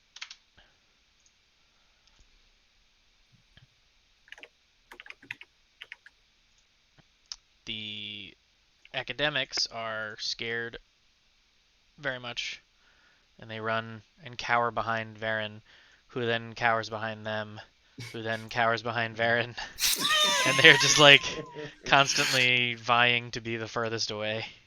It's like they're Benny Hilling each other. Yeah. Giant spider is dead, so that brings up Leganor. So,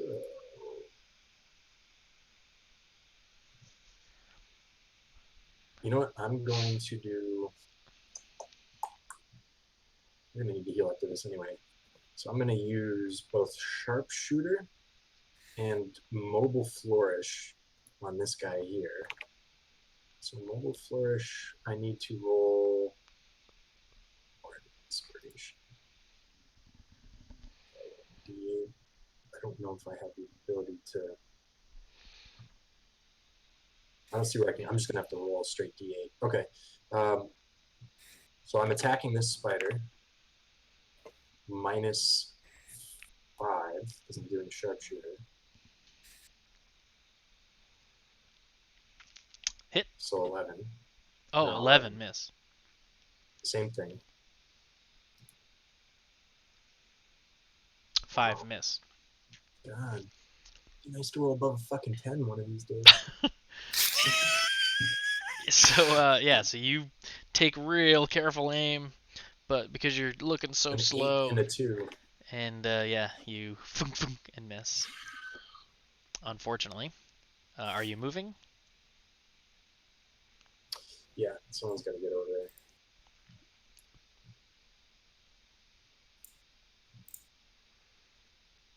there. And that pulls up Wallace's turn. I will take both of my actions to. I'll take my move and my actions to get here. And just try to keep them calm. And So you're now surrounded by 6 panicked, scattered humans, all vying to not be closer to the spiders surrounding you. got it. Yeah. Get behind me, you bloody boinkers. That's the wrong accent. Anyway. Yeah. Swift, the awesome cat, who has a speed of 50, leaps and bounds his way over to this spider and makes a. Oh, I see. Makes a claw attack. It hits, dealing 9 slashing damage, and the target has to make a DC 12 strength save or be knocked prone. Oh, you pounced him. Yeah. Well, as long as it moves 20 feet before attacking with a claw. Right. Where the hell are the saves on the spider? I guess it's just the strength. Okay. Yeah, so this spider takes 9 damage and is knocked prone.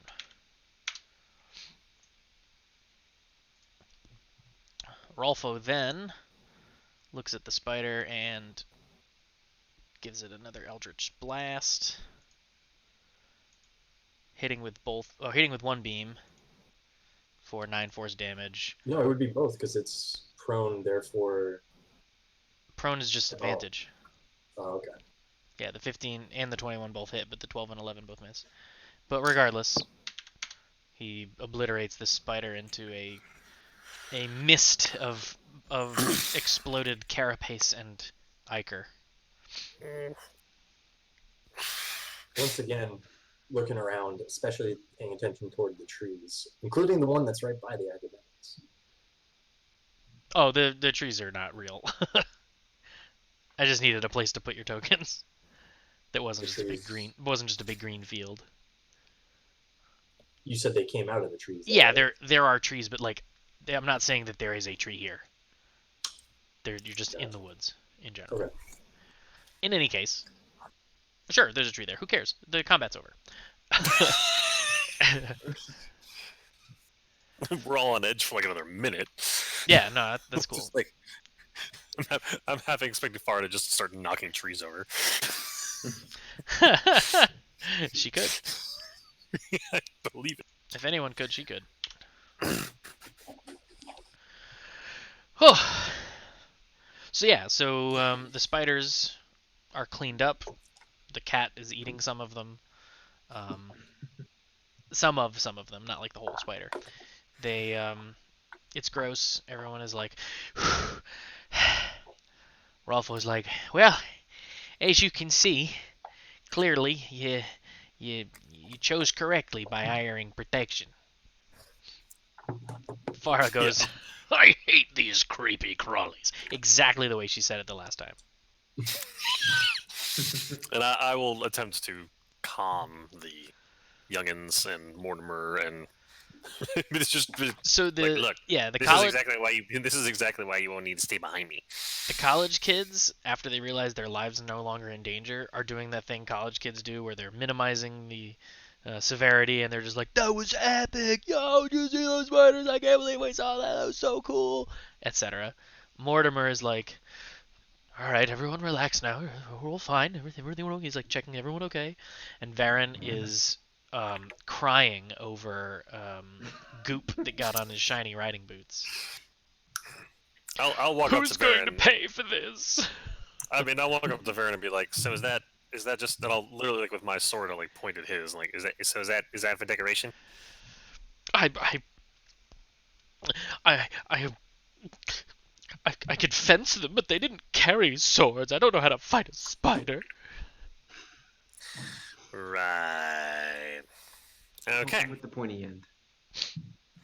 We're gonna call you Sticky because your sword stays in its scabbard. And I'll just walk and proceed to just continue to walk through the woods, and and maybe walk up to Sparkles. Maybe not. Maybe tell him not to tell the little guy to start running off into the woods from now on. Hey, I thought his stealth would be better. I gotta be honest, I haven't seen spiders that big in quite some time. Those little ones aren't much of a problem, but that big guy, he caught me by surprise. Was it an actual spider? Like, that yeah, thing looked weird. It's called a giant spider, despite what its weird token looked like. Okay. I'm gonna take the time to recover half the bolts I used. Sure. I'm also gonna go up to Callus and say, "What do you know about these creatures? It seems like they had a poisonous bite there. Ralph doesn't look so well. You think there's any way of extracting something from their venom glands before we pass on?" It is a good thought. I've not tried it in the past, but I suppose if one can extract poison from the asp, a similar process could be done with these. So that's what I want to do. Swift, drop it! Yeah, and Swift drops the spider corpse in front of her. She takes out a skinning knife and starts dissecting the head of a spider, looking for what she assumes to be the glands of the spider. If I had to guess, these would be the venom sacs. If there's a skill check involved, I want to use inspiration. There's no skill check involved. Okay. she's seen a spider before. Ah. I would assume these to be the venom sacs. She like squeezes one, and this green goop kind of seeps out of it. I shout over to the academics. Do any of you have a small glass vial of some kind? Oh, they're kind of not paying attention. They're just like psyching each other up from the. And I repeat the question. Mortimer says, "Hush, hush now. I'm sorry. What's the question?" We require some kind of non-corrosive container for. Well, we're extracting spider venom here to make sure that we know how to deal with this later on. Could we borrow a glass vial? Glass vial, glass vial, glass vial. Oh, huddle, rabble, rabble, peas and carrots, peas and carrots. Um, one of them has an ink vial that's full of ink, and says, Is it sealed? Like, is there a cork? Is it... "Yeah, it's like a small square glass vial, like maybe that big, with a cork on top." Would this work? That would be great. Toss it here. Actually, I'll walk to you. He's like, he's gonna throw it like a girl, and yeah, okay, so you come over and get it. Sure, So I yeah. take it, water skin, dump out all the ink, so as to make. Actually, I leave a little bit of ink in there, so the poison looks really dark. It's stealthy. Okay. I'm going to try to harvest as much of this venom as I can. Sure. For that, make a sleight of hand check. DC 12.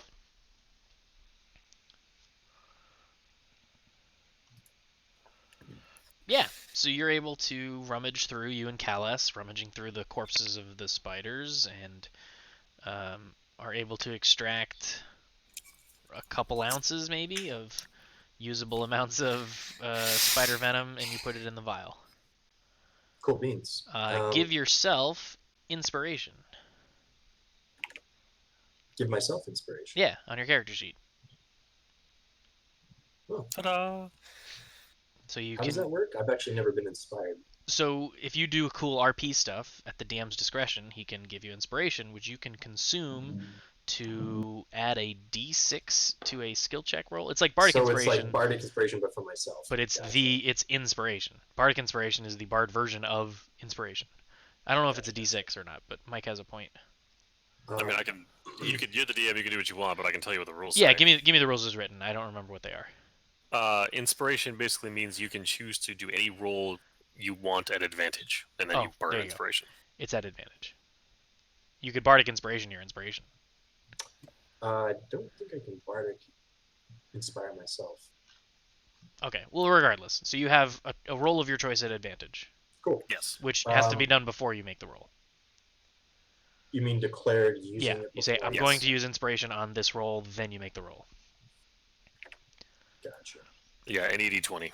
And you can add to your inventory a vial of spider poison, which can be applied to a blade, a single blade, or 5 arrows or bolts with the volume that you have.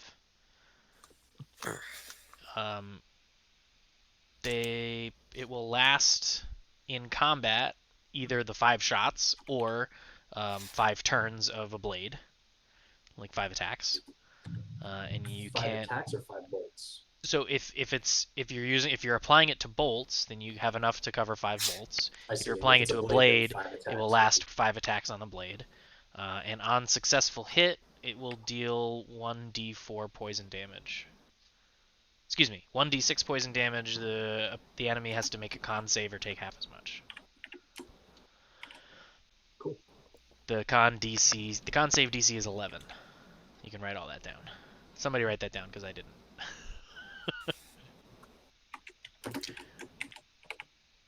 DC 11 con save, 1d6 poison damage, half as much on save, 5 attacks total. And the potency of the poison will last a month until it is rendered useless because it's old. Which, if we're looking at the calendar, is hang on, I need to add half a week. the 29th of. It Might be expires. late. It expires on the 29th of Atoa.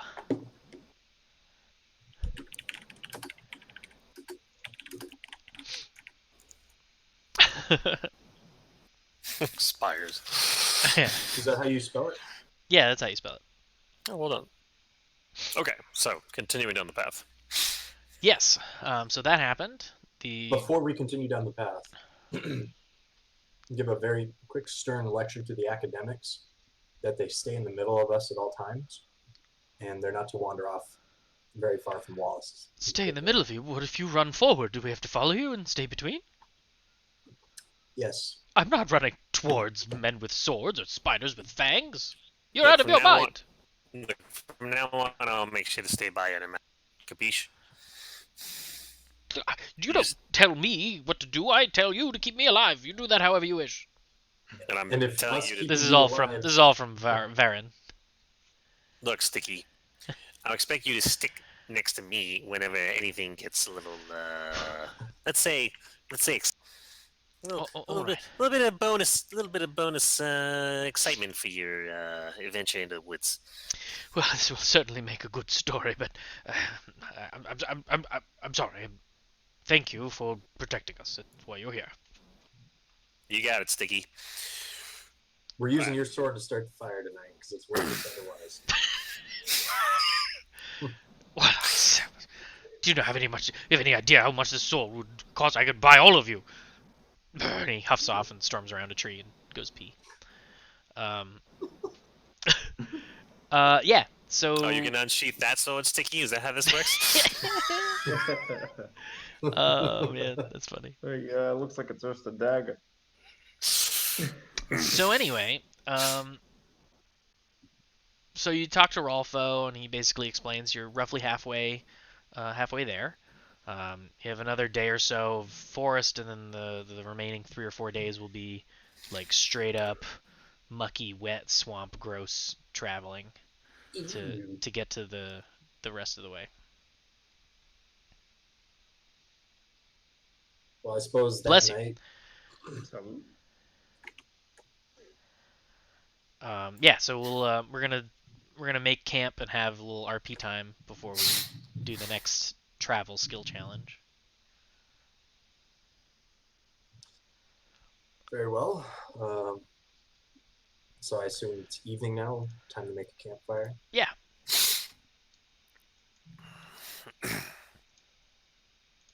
Well, I'm gonna go up to Varen and say, "Mind if I borrow that fire starter of yours?" He huffs away. With the sword, I assume, right? He doesn't. No, he does not give you his sword to start a fire with. Hey, Shaggy, you know how to start a fire?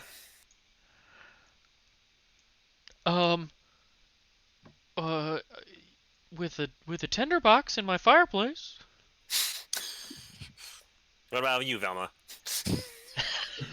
They have flints and steel, but they couldn't make a spark with them if they tried. Because I'm gonna sort of see if they can try. All right, yeah, I mean they they try. It's like teaching a tenderfoot how to start a fire with the little metal and the flint Right. scraper, and they're like trying to light a log with it. They don't get it. just trying to give you all the authentic being in the woods experience. Oh, this is really hard. You got dryer lint? I got these egg cartons filled with sawdust and wax. So yeah, I'll entertain myself with the youngins while the rest of the wild men, I'm assuming, actually set up camp. I can actually just light the fire with Preston. Oh, that's a nice little fire picture. Well done. I just looked over. Yeah. Yeah. Sometimes Roll20 is good about setting stuff up on the fly, and sometimes it's not. Once we're all settled in and dinner's cooking. Assuming somebody catches dinner. That's a very good point. That's the question. Does anyone want to catch dinner? Can we eat spiders? I'm happy to help, but Callus is the expert. You can eat anything if you're brave As enough. I say. Yeah, I'm assuming Callus is.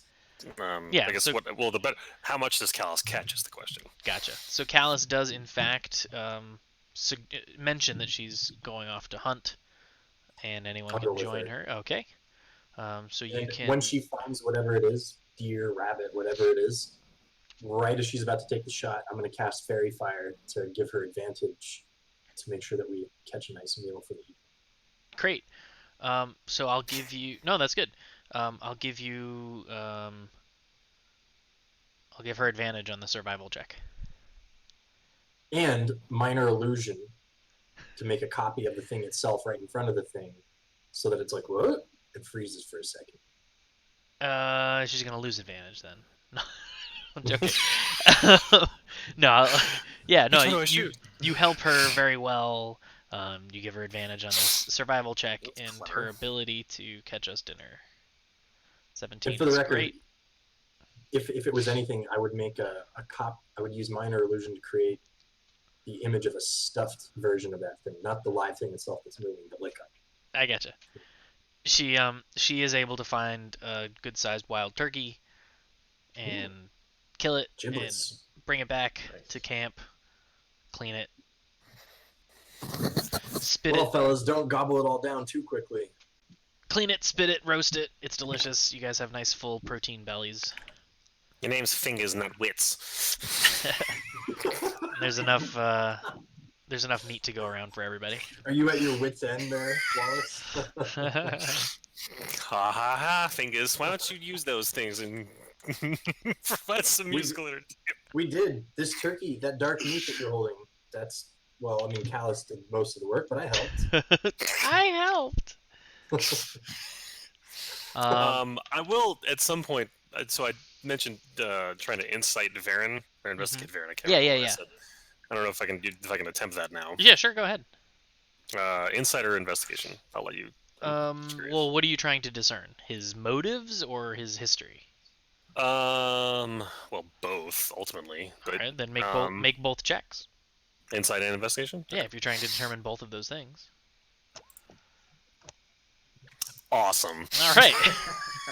So you're equally sure that Turns out, calling him Sticky isn't so good at trying to get him to have conversation. he's not super thrilled to chat with you, but in the time that you've spent with him and kind of keeping an eye on him as much as possible, you have been able to discern the following information. Okay. His name is Varen. He is a rich daddy's boy. He has no business acumen or money of his own, but he's funded by his father, who has lands and titles and is in with the city of Gaspar. He seems to know someone who knows the king. He's kind of like a hangers-on nobleman. He's not like, the governor or anything. Varen spends most of his time spending his father's money on excursions and riches and adornishments, and loves to tell stories of all the things that he's done when he in fact is incapable of doing any of them. And just So sounds like his dad just pays to get rid of him for months on yeah, end. he's kind of like Van Wilder before Van Wilder learns how to do anything. He's like a perpetual student, so he's in the university, but he's like the rich kid who drives a Dodge Viper but has never or worked a day in his life for it. Okay. Well, I tried.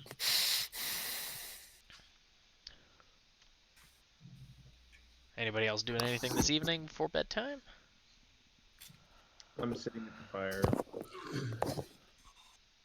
just looking Question. around, feeling bad. Okay. No, I'm sorry. I started a thought right as you started to speak, but please. No, I was just doing some RP. Like, I'm kind of like keeping an eye on Raffo, and because I feel bad. I almost think I'm thinking of him as like a child, but he's not. So like, Because he's so fun. small, you treat He's him like a little small. kid. I treat him like a child. If it was coming from anyone else, he would have witty quips and retorts to the condescending nature with which you speak to him.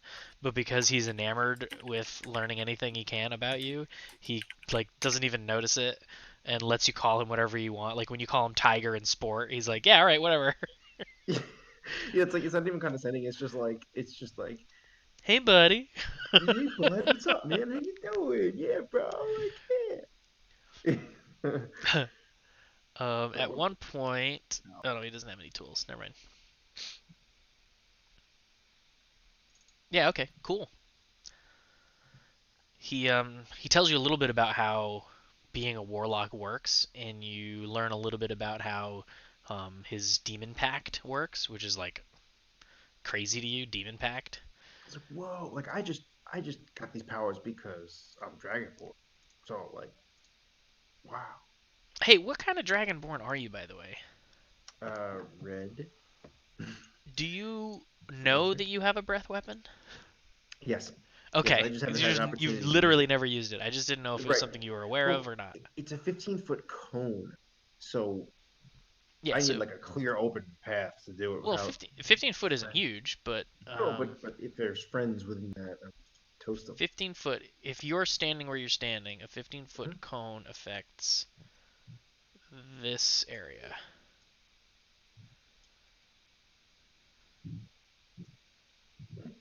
That's not bad. No, Perfect. no, that's wrong.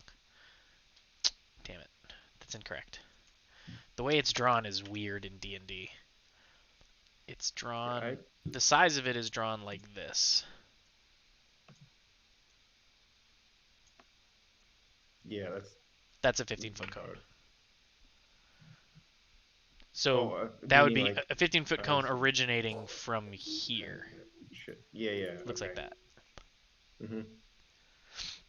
Okay. It's like a 90-degree base. Yeah, All it's right, no like problem. 90 degree, half a square kind of. Yep. Cool. Ooh, did I just delete? Yeah, I deleted. I deleted Rolfo. Oh no. All right.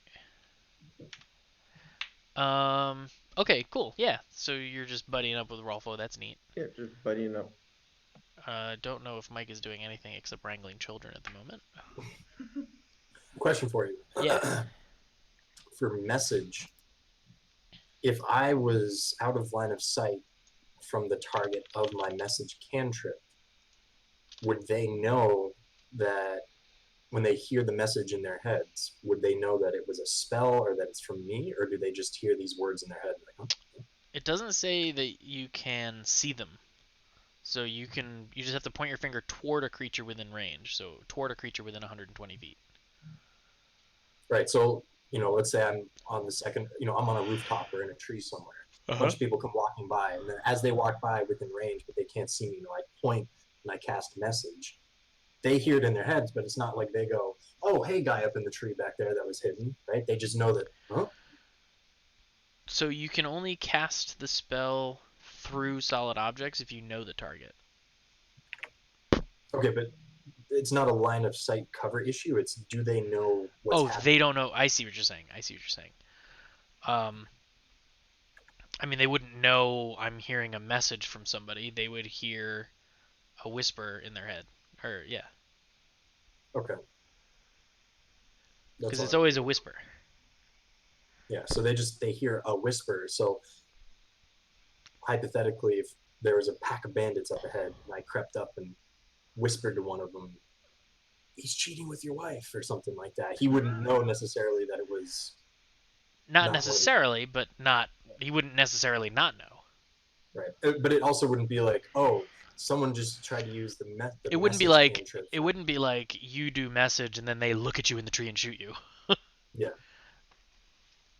Yeah, but it wouldn't take them long to figure out like that's not the voice of anyone I'm familiar it with might right be here. a short distraction. I mean, we'll see how it actually comes out, but that's basically how that works. Okay. Because there is a verbal, somatic, and material component to that spell, so it's not like I can do it completely undetected. But if they're not looking right at me, then they probably wouldn't see like a little. Sure. Well, Okay. the verbal component is that you whisper. The Mhm. somatic component is that you're able to move your mouth and point, and the material component is the copper wire or Which your is or your spellcast focus. yes. Alrighty. So like you can't cast message if you're bound and gagged. You can't cast message if you're handcuffed because you can't point. You know that kind of stuff. That would make it a lot more powerful if you could. Well, I suppose that's why you have telepathy at higher levels. Exactly. Alright. Um, then the rest of the evening. Oh, we need to set a watch order. You don't have to worry about watch because we're probably gonna break. Oh, for the night. Yeah. Okay, We're gonna. Well, no, we're not gonna break, but we don't have to worry about watch. We're gonna do another skill challenge for the second half, gotcha. and then we'll break. Assuming you successfully get to the destination, we're gonna break at that point. Mhm. Because as always, I prep a map, and you don't get there until the session after I prepped for it.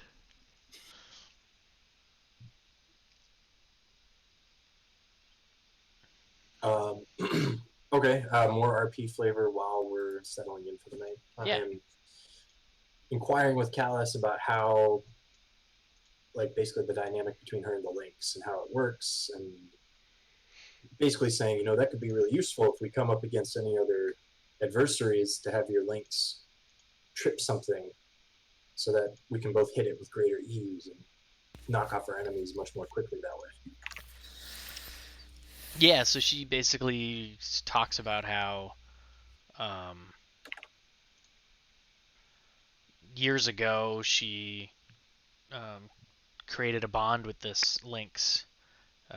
She's always been fond of animals and has kept pets as a child, but she created a special bond with Swift after Swift woke her during a night's rest to warn her of encroaching mountain lions while she was out and about. Um, for whatever reason, this lynx decided to risk its own life to wake this sleeping traveler, and because she was wakened, she was able to fend off the mountain lions, and Hmm. then she became friends, so to speak, with this lynx, and they have like a special bond. She can't really explain it. Like you can't just. She basically explains to you you can't just find a dog and get this sort of bond with it. It's beyond that of a household pet, and it's almost as if the animal is like a sibling to her. At which point, Farah laughs and cackles at that being compared to a lynx.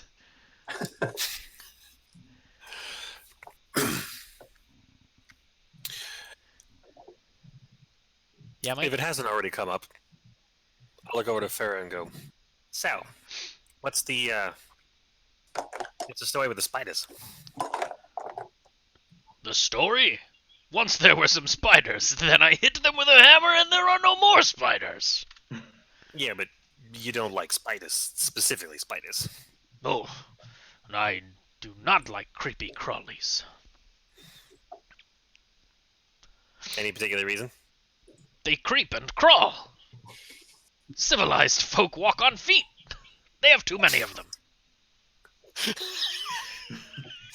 See, you're against things with more than 4 legs. Unless I'm eating them, crabs are delicious.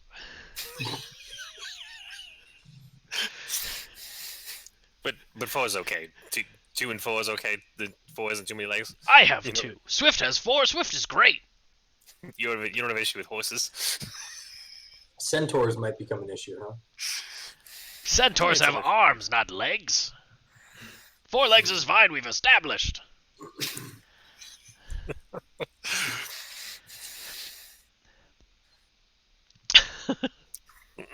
Oh, sorry, there's more of a story there. There is not. That's fine. No, there's she's very concrete. um, so yeah, so we're betting for the night. We're gonna do a skill challenge to get the rest of the travel, and then depending on how that pans out, we'll probably break for the session. So I'm gonna move everyone back to this map.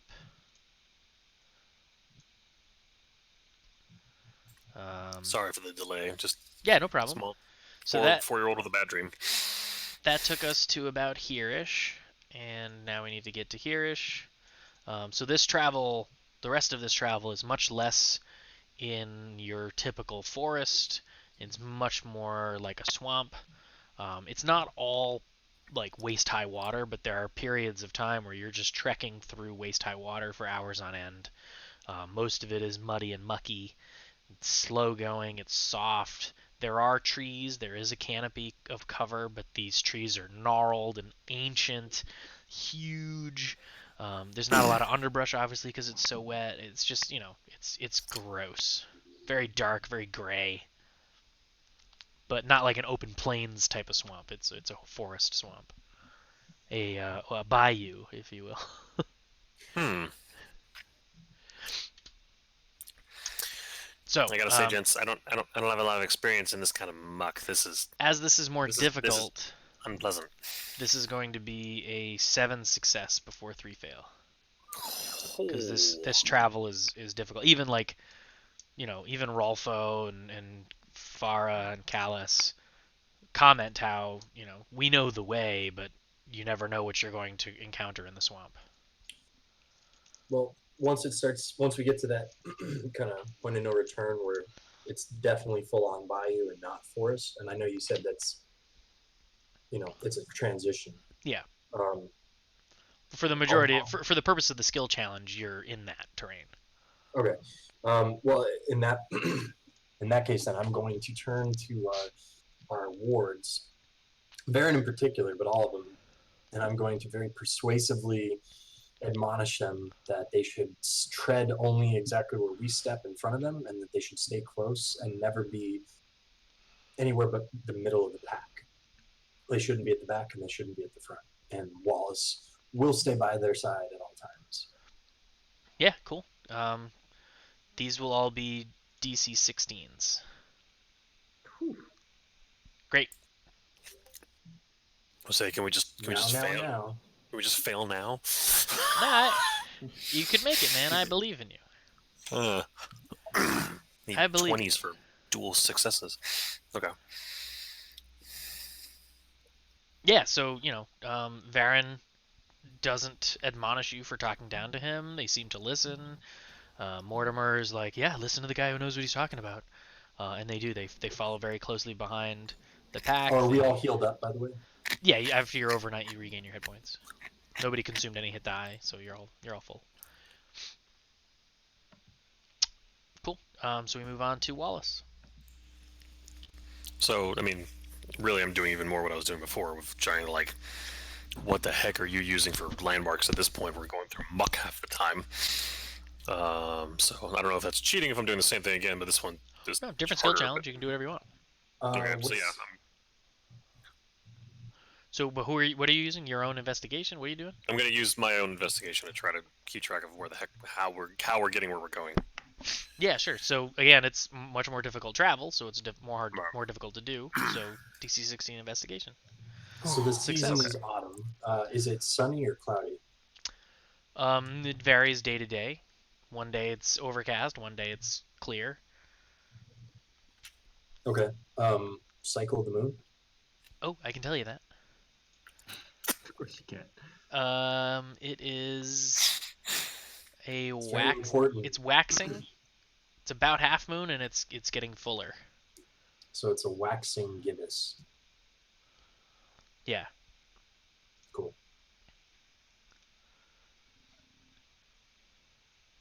1, 2, 3, 4. Yeah, it'll be like a 5 days from full when you reach your destination if everything goes well. Okay. Okay. So Jin. Okay, so I'm kind of somewhere in the middle of the pack, just kind of taking it in. I'm kind of looking around at everybody, and I want to see if anybody looks like they got a little bit too shaken up by the previous encounter, and just trying to figure out how everybody's feeling, and if there's anybody I need to be worried about. You know, kind of seeing how everybody's faring right now. What skill are you attempting to utilize? Insight. Okay, so insight, just so you're aware, is more for sensing motives and validity.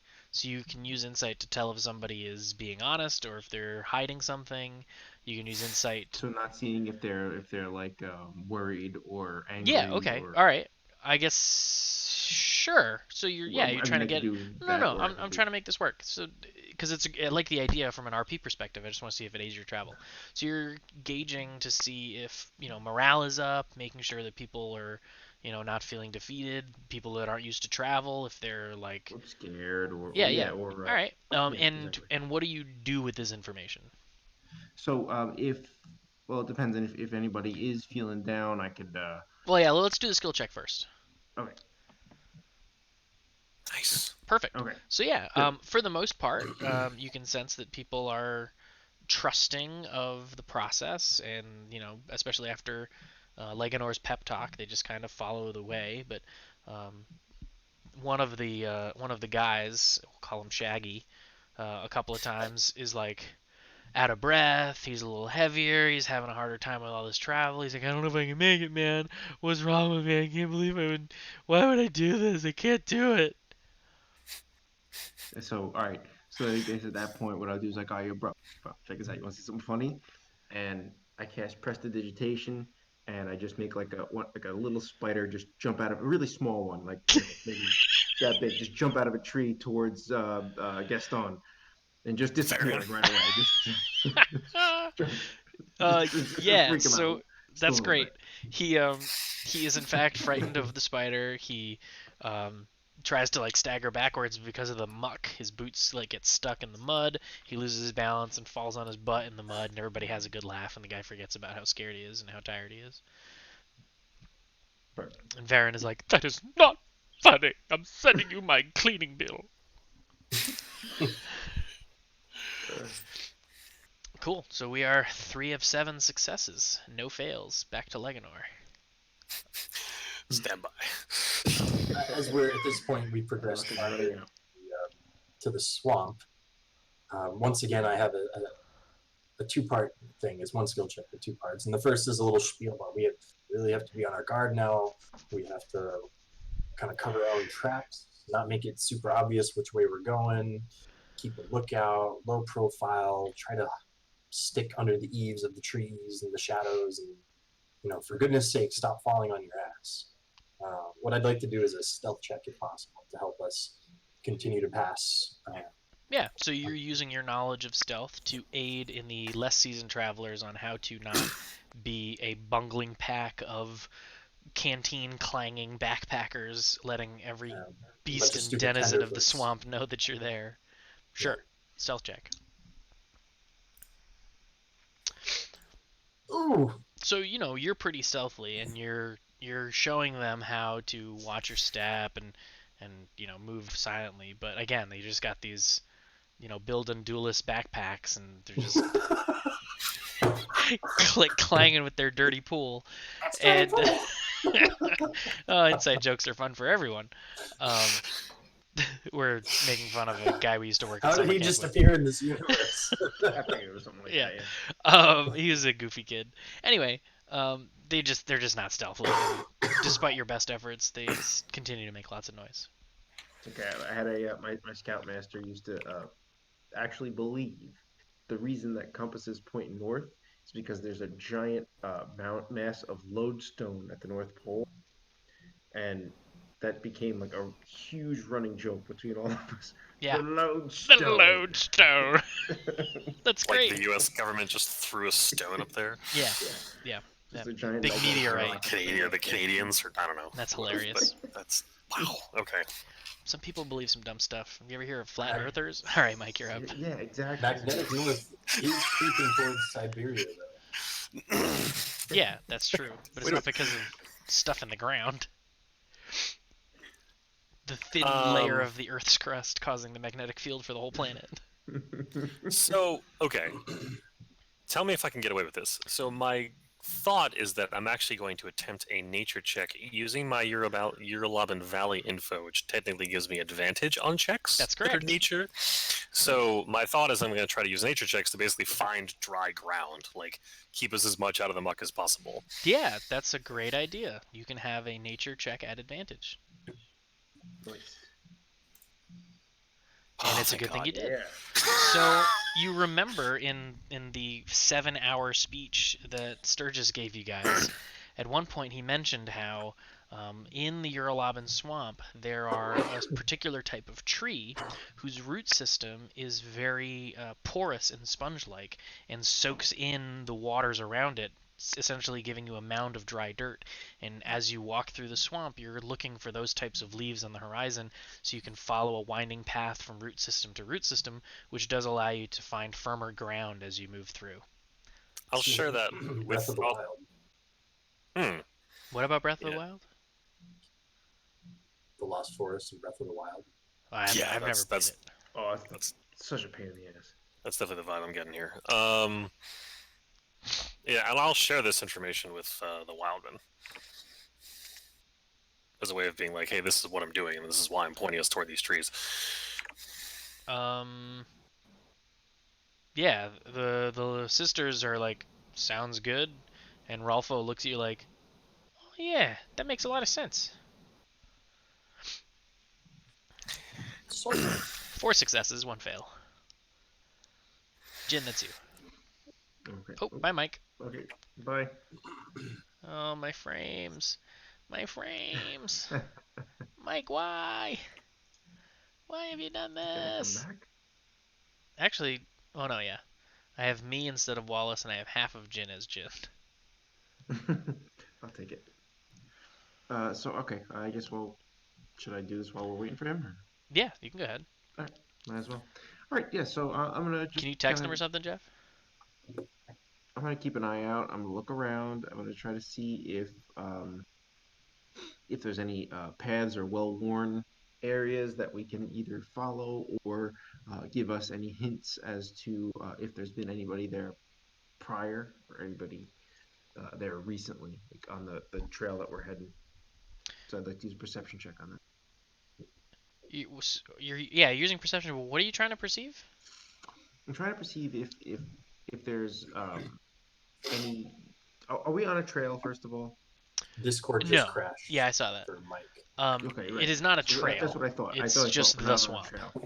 Right. So I want to look around and I want to see if there's any tracks, any broken branches, anything that leads me to believe that another band of people, any creatures have passed through here at any point recently.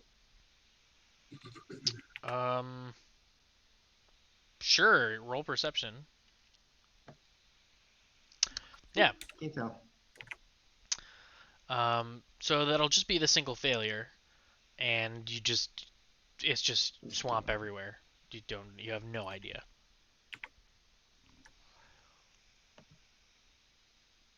And that brings up Leganor.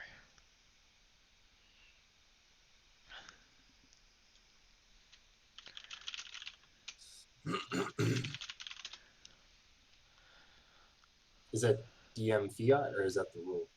No, I'm not. I don't care either way. I'm just curious.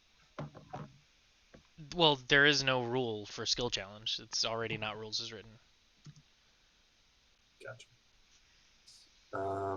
No, the reason the other one brought up combat was because of the nature of what he failed at.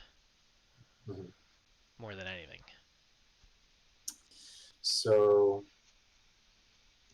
spitballing off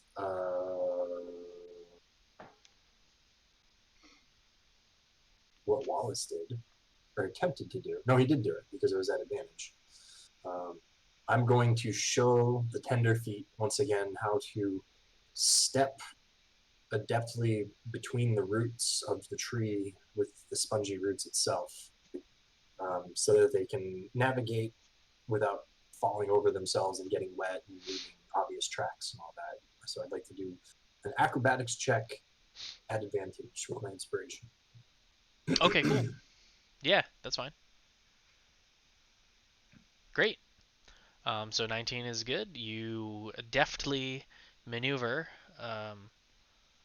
through the root system, showing them how to, by standing on tops of the roots, it's drier, they don't lose their footing, they don't slip, and they're able to sort of follow along. And that is 5 successes, 2 failures.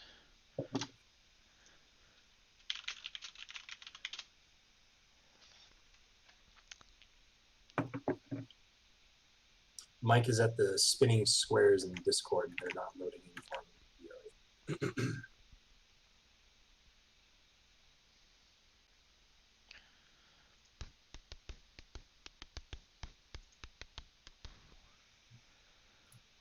Yeah, but he can still roll. There it is.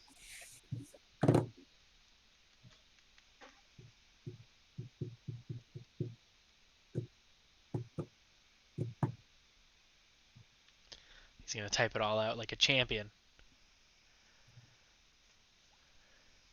Can I attempt to school the students on local history as a way to distract them from the muck and grime?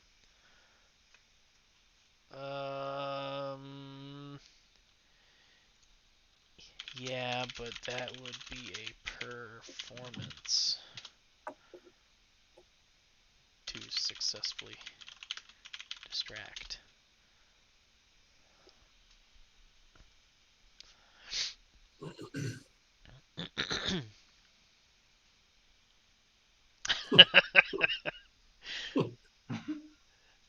History would be a roll if you. What is it? The use count is a 5 and 2, historical so we need 2 more successes or 1 more fail. aid you need 2 successes before a failure.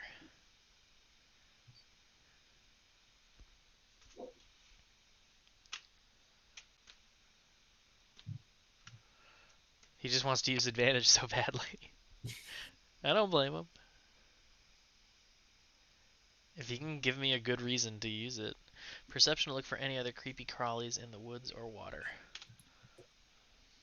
Fine.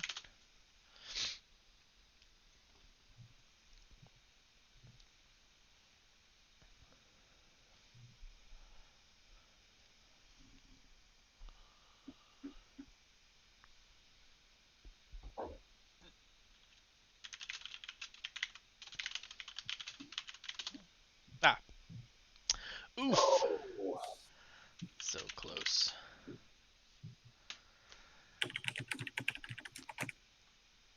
So, as you're scouting ahead to perceive for creepies and or crawlies, You're ironically successful.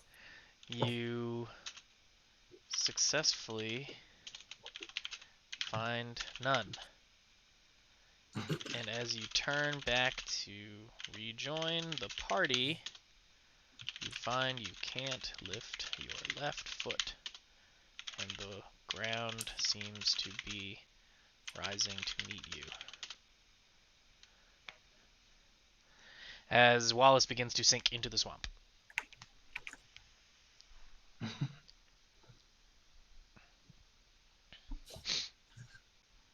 Okay, what can we do here?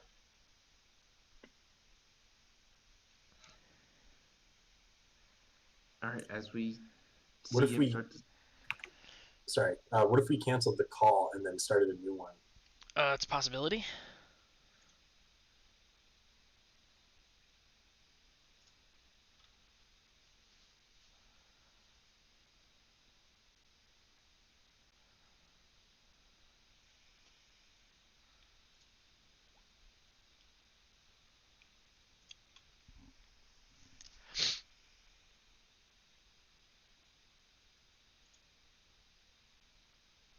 Yeah, everybody drop, so it's not a join.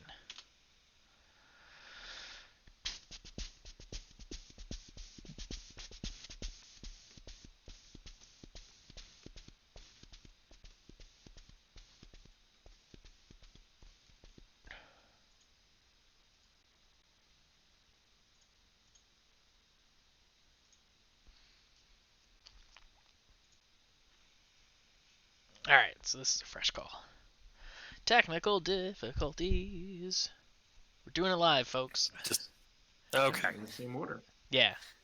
Fresh call seems to have at least gotten your audio, Okay. Cool. which is good enough for me. So yeah, regret so you are looking out for creepies and crawlies. You don't find any. You're happy with that. You turn to rejoin the party, and you can't lift your foot out of the muck, and the muck seems to be rising as you realize that you are in fact sinking. I'll stop moving. Okay. Sparkles fingers, I could use a little help over here. I'm stuck in the mud. Can we hear that? Yeah, you hear it. All I'm right, going to run so over with my rope in tow, Okay. and hopefully the barbarian chick as well. Voila. Farah. Fada. I do the same. I run over near and I tie a bowline around the nearest tree. Okay, so the nearest tree is roughly 18 feet in circumference. Oh, that is a very large tree. Good golly. Yeah, these are like giant ancient ironwoods. Is there a branch that's reachable? Not for no, it's too high. Ew, okay You then. can still tie it around the tree. I'm just saying it's a big ass tree. Well, he has rope. I have rope. How far is Mike from the tree? Mike is roughly Wallace. 20. Excuse me, Wallace Wallace is is roughly huge. 25, 30 feet from the edge of the tree. So yeah, you only need Is more that than one piece of rope. How long is the rope? 100 feet or 50 feet? 50 feet. Each rope in your inventory is 50 feet. So I got 32 feet left to reach. Yeah, I can do that with both Wallace of is these. sunk to his knees. So I toss him the rope.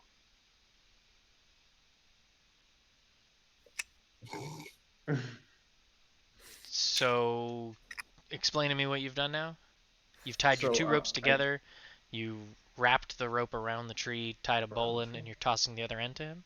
That's correct. Tossing the loose end of the rope. All right. As you look to toss the rope to him, you notice that most of the ground around the tree and the area around is like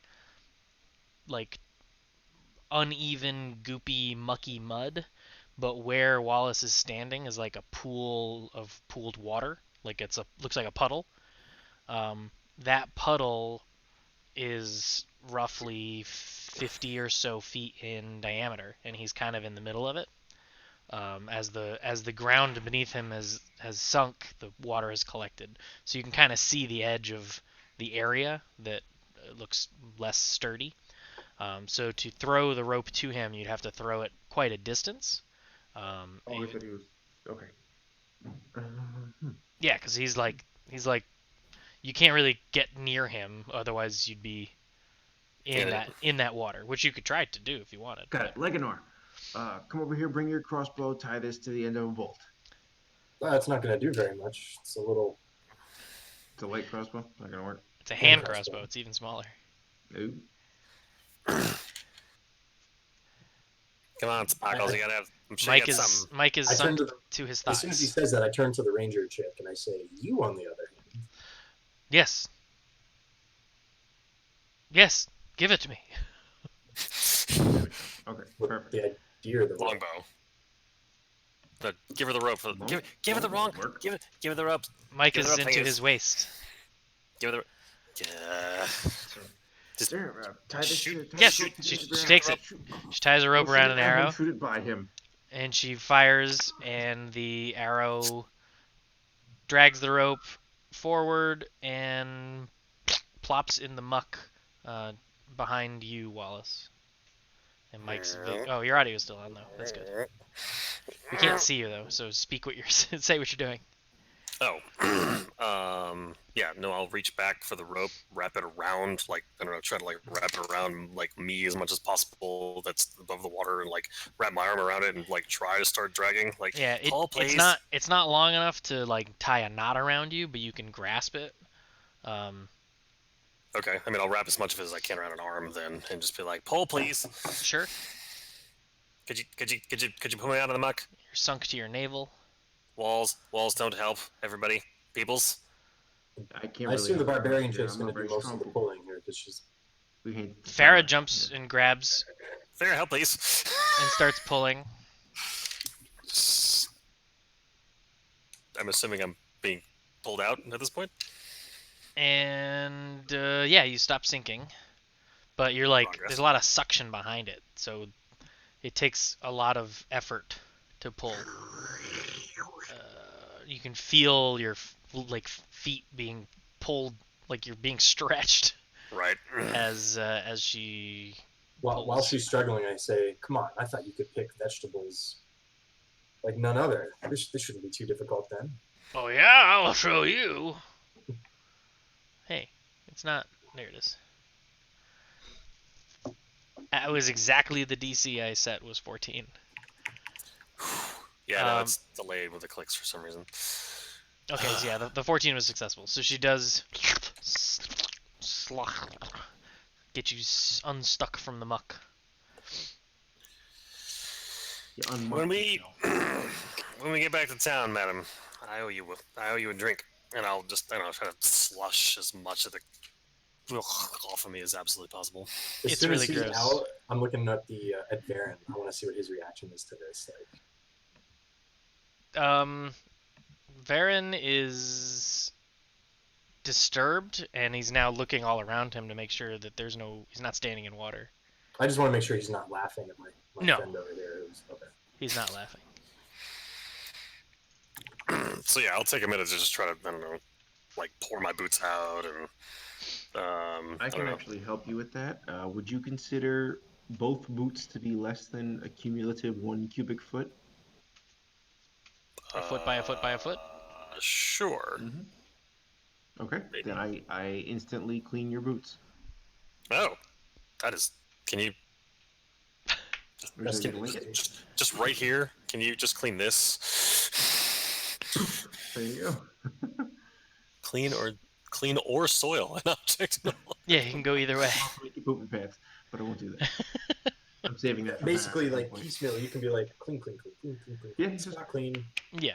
Like that is wow, Sparkles, you're making me sparkle. I didn't. This is fantastic. Okay, It is a now cantrip, I that just he's do it. clean, I look at Varen again to see He what his reaction is. is approaching Jin and is like very interested as to what just happened. I'm all out of spells. Don't tell him it's a cantrip. Fine, and he goes to swish his cloak around him, but it's all like wet and gross on the bottom, and it gets too much like whiplash, and it slaps around, and now he's like wrapped in it, and he's like fiddling with it. He's all pissed off. You And use with that that, sword to clean yourself off. with that, you guys get yourselves out of the muck. You continue to travel through the swamp, and you arrive at. Huzzah. I did make a thing for this somewhere.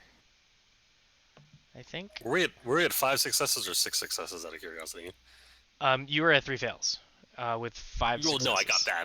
5 successes. Okay. No, me. That's why I got stuck in the muck. I got that, but should have gone with the nature check that you suggested with the advantage roll. Oh well. And you arrive at this in the swamp. Ooh. Wait, is it actually glowing? No, that's just Okay. it's just the picture I found online. It's not glowing, but it is that color kind of feel to the swamp, very wet. And then there's these Emerald ruins City. jetting out. Yeah, the Emerald City was left alone Oh, the yellow brick for road. decades. And with that, I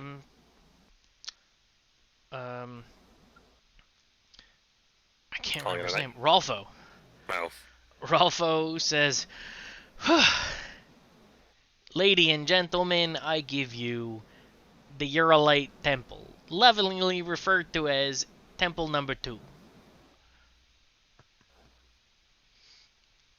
Mortimer is like, I love this place. The students are like, oh shit, it's the Colosseum! As, you know, the way people say that when they see, like, the actual Colosseum in Italy. They're just like, I it's a tousle landmark, Wolfo's it's a hair. thing, I've only read about it in textbooks, I'm in front of it, this is crazy! Varen is like, well, finally, all this money's going to good use. This is what I just came here to see. And he's, like, doing the tourist thing of, like, walking up. As you approach the entrance, or what looks like the entrance, you notice that it's, like, cleaned away. There's, like, sandbags keeping the water from coming in. There's, like, a new construction sort of door and railing. Like, clearly people come here. This is not... You're not the first people to be here in a long time. I mean, I'll ask Rolfo, like, hey, is that these sandbags you were doing? Nah, we don't do this. This is all the university. They maintain this. It's kind of a museum tourist attraction. I don't know. I don't even Where did they get the understand why sand people from? come here. What do you say? Where do they get the sand from? Do they bring it with them? You search me. It's been here as long as I've been doing these trips. Fascinating. Do we know how many? I don't ask them. I want to know if Flosty explained how many temples there are. If this is temple number 2. Um, there are 14 documented ruins that have been discovered spanning the miles and miles of swampland. Okay. There are any number of other undiscovered excavation sites. Most of the ruins that have been excavated have been only small portions, the rest of it sunk and impossible to discover. You know, the odd house here or the odd room there. There was like a communal, what they assume to be some sort of amphitheater that they've discovered. Not every ruin is like a temple ruin. Ruins number 2 is in fact a temple ruin, and they assume it served from what they know, the one room that's been excavated has like well, you'll find out when you go inside. But what Sturgis has told you is that this particular ruin is a temple ruin, Okay. and it's the one that he says contains the things you need, which I don't think I've actually shared. Oh, did I share this to you? No. Mm. Yeah, so he gave you that. He scribbled some notes. You've had this the whole time. Oh. Oh, because these are the things that we need that you mentioned. This is last what he time sent that hadn't you. fleshed out, right? Yeah, so I know this has been kind of poorly narrated by me. Just to remind everyone, the whole reason you're joining the excursion is to get to this temple to get these things from the temple and bring them home. Or bring them back to This is our Sturgis. temple grocery list. This is your grocery list. Yamarabi, I like Yeah. it. So you need Yamarabi's tome, which is roughly the size of, like a pocket translation dictionary in real world. Um, he believes that it's bound in black leather. The edges of the pages should be preserved in gold leaf. He describes to you what the Eurolite script that translates into Yamarabi's tome is. You know what that looks like. He says that you need to bring back the Dance of the Desert. He assumes it's one of the prayer dances, similar to the one that you use to activate the statue, but what the actual maneuvers are, he has no idea. From his research, he believes that this particular temple should have depictions of a number of different dances, one of which should be the Dance of the Desert. Doesn't know where they are or what it looks like, but hopefully you can get a grave rubbing or something to bring it back to him. And he needs you to get Ural's Tear, which is a crystal pendant that he needs to focus the transmutation powers, he says.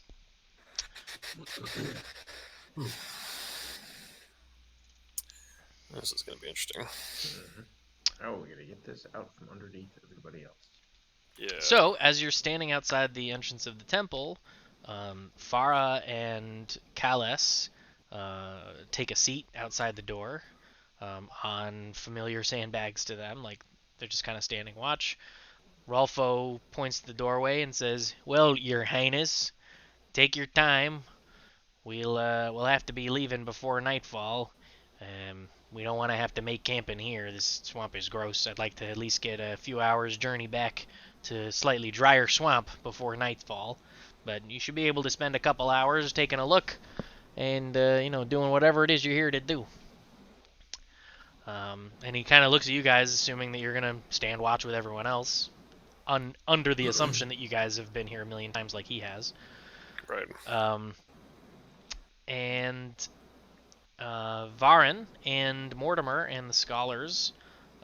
Scholars, by the way, is the word I've been searching for this whole time instead of saying academics. They all like, ooh, touristy. If they had cameras, they'd be taking pictures. They pour into the door, the main entrance, and disappear into the dark.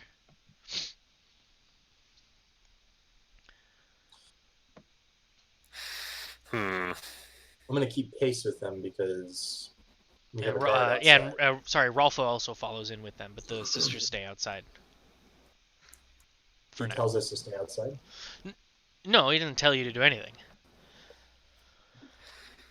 Oh, so Rolfo comes in with us, but the sisters stay outside. The sisters are outside. Rolfo follows the scholars and the noblemen in, and you guys are free, have free will. Following them in as well. Mike? So Yeah. I'm following fingers. Jin? Do you guys think we should maybe well, you guys should wait out here? Maybe have us check out in there first. What do you guys think? Well, we are their Maybe talk bodyguards. to We should probably stay close to their bodies in order to guard them. I got every Yeah. confidence in the ladies at the door. the girls can take care of that. We could go in here. We could take care. We could take a look around, see if there's anything dangerous inside. Of course. Since Sturgis gave us that list of 3 items, Mm-hmm. I could assume that my other 2 party members would be somewhat familiar with that already. So I wouldn't need to figure out a way to say to them, hey, keep a lookout for the No, all 3 of you are well versed equally in the 3 things that you're looking for. You all have the knowledge contained within that handout I gave you. And he didn't explain to us like a layout of the space, did he? No, he doesn't know a layout of the space. He has never been to the temple. He only knows of it by the research. So I'm going to cast a message to both of my friends and say, if you find anything, if you find either the tome or the crystal, tell me discreetly, and I can sneak up to it undetected. Copy that. You hear that whispered in your head. To both of you. Okay. Nod. Cut to this map. First, make sure you guys can all see correctly. You have vision, you have light, etc. See a small room in a much larger space. Yeah, so Rolfo has a lit torch, which is emitting light for everybody at the moment. Yeah. Yep, I'm good. Mm-hmm. Cool. So as you enter the room here, you come down a small stairway into this dark room, which is now lit by a torch. The floors are large stone slabs set together to make up the floor. The wall is all stone mortar walls, like a castle type stone, thick stone. A stone door sits on the far end of this room, as well as a large wooden door to the left of you here.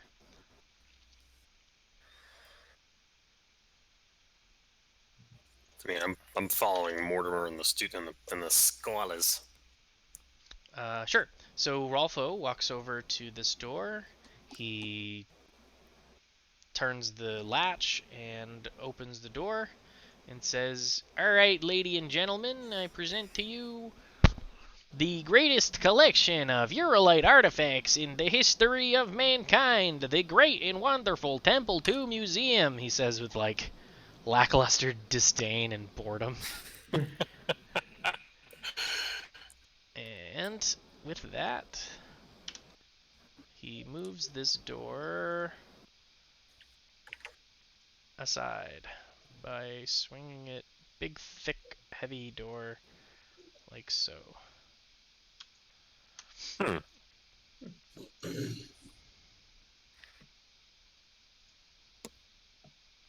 He then proceeds into this room. Do they follow? The scholars follow immediately, and Varen follows as well.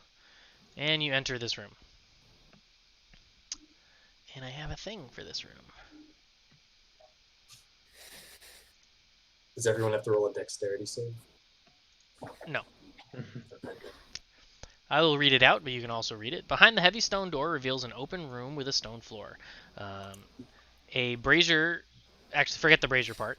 A brazier sits in the room. I didn't put it on the map. But a brazier sits in the room, which Rolfo lights with his torch, and fills the room with a warm glow. Along the walls, several exhibits have been constructed, displaying various Eurolite artifacts. Against the wall to the right, 2 wooden racks stand, one which houses weapons and armor found along the same time period as the Eurolite civilization thousands of years ago, the other with corresponding items from the Eurolites themselves, to serve as comparison. Against the back wall, a mannequin sits, adorned with various preserved Eurolite robes, garments, accessories, adornments, jewelry, etc. And then a table on the left wall, over here, displays a clay dining set, complete with Eurolite's famous 6-tined forks. Each exhibit is set behind a red velvet rope that's held in place by iron posts set into the stone floor. And at the center of the room here, A wooden pedestal rests with a marble plate set into its top, with carved explanations, which are written in Gnomish, Common, and Dwarvish, explaining the 3 exhibits.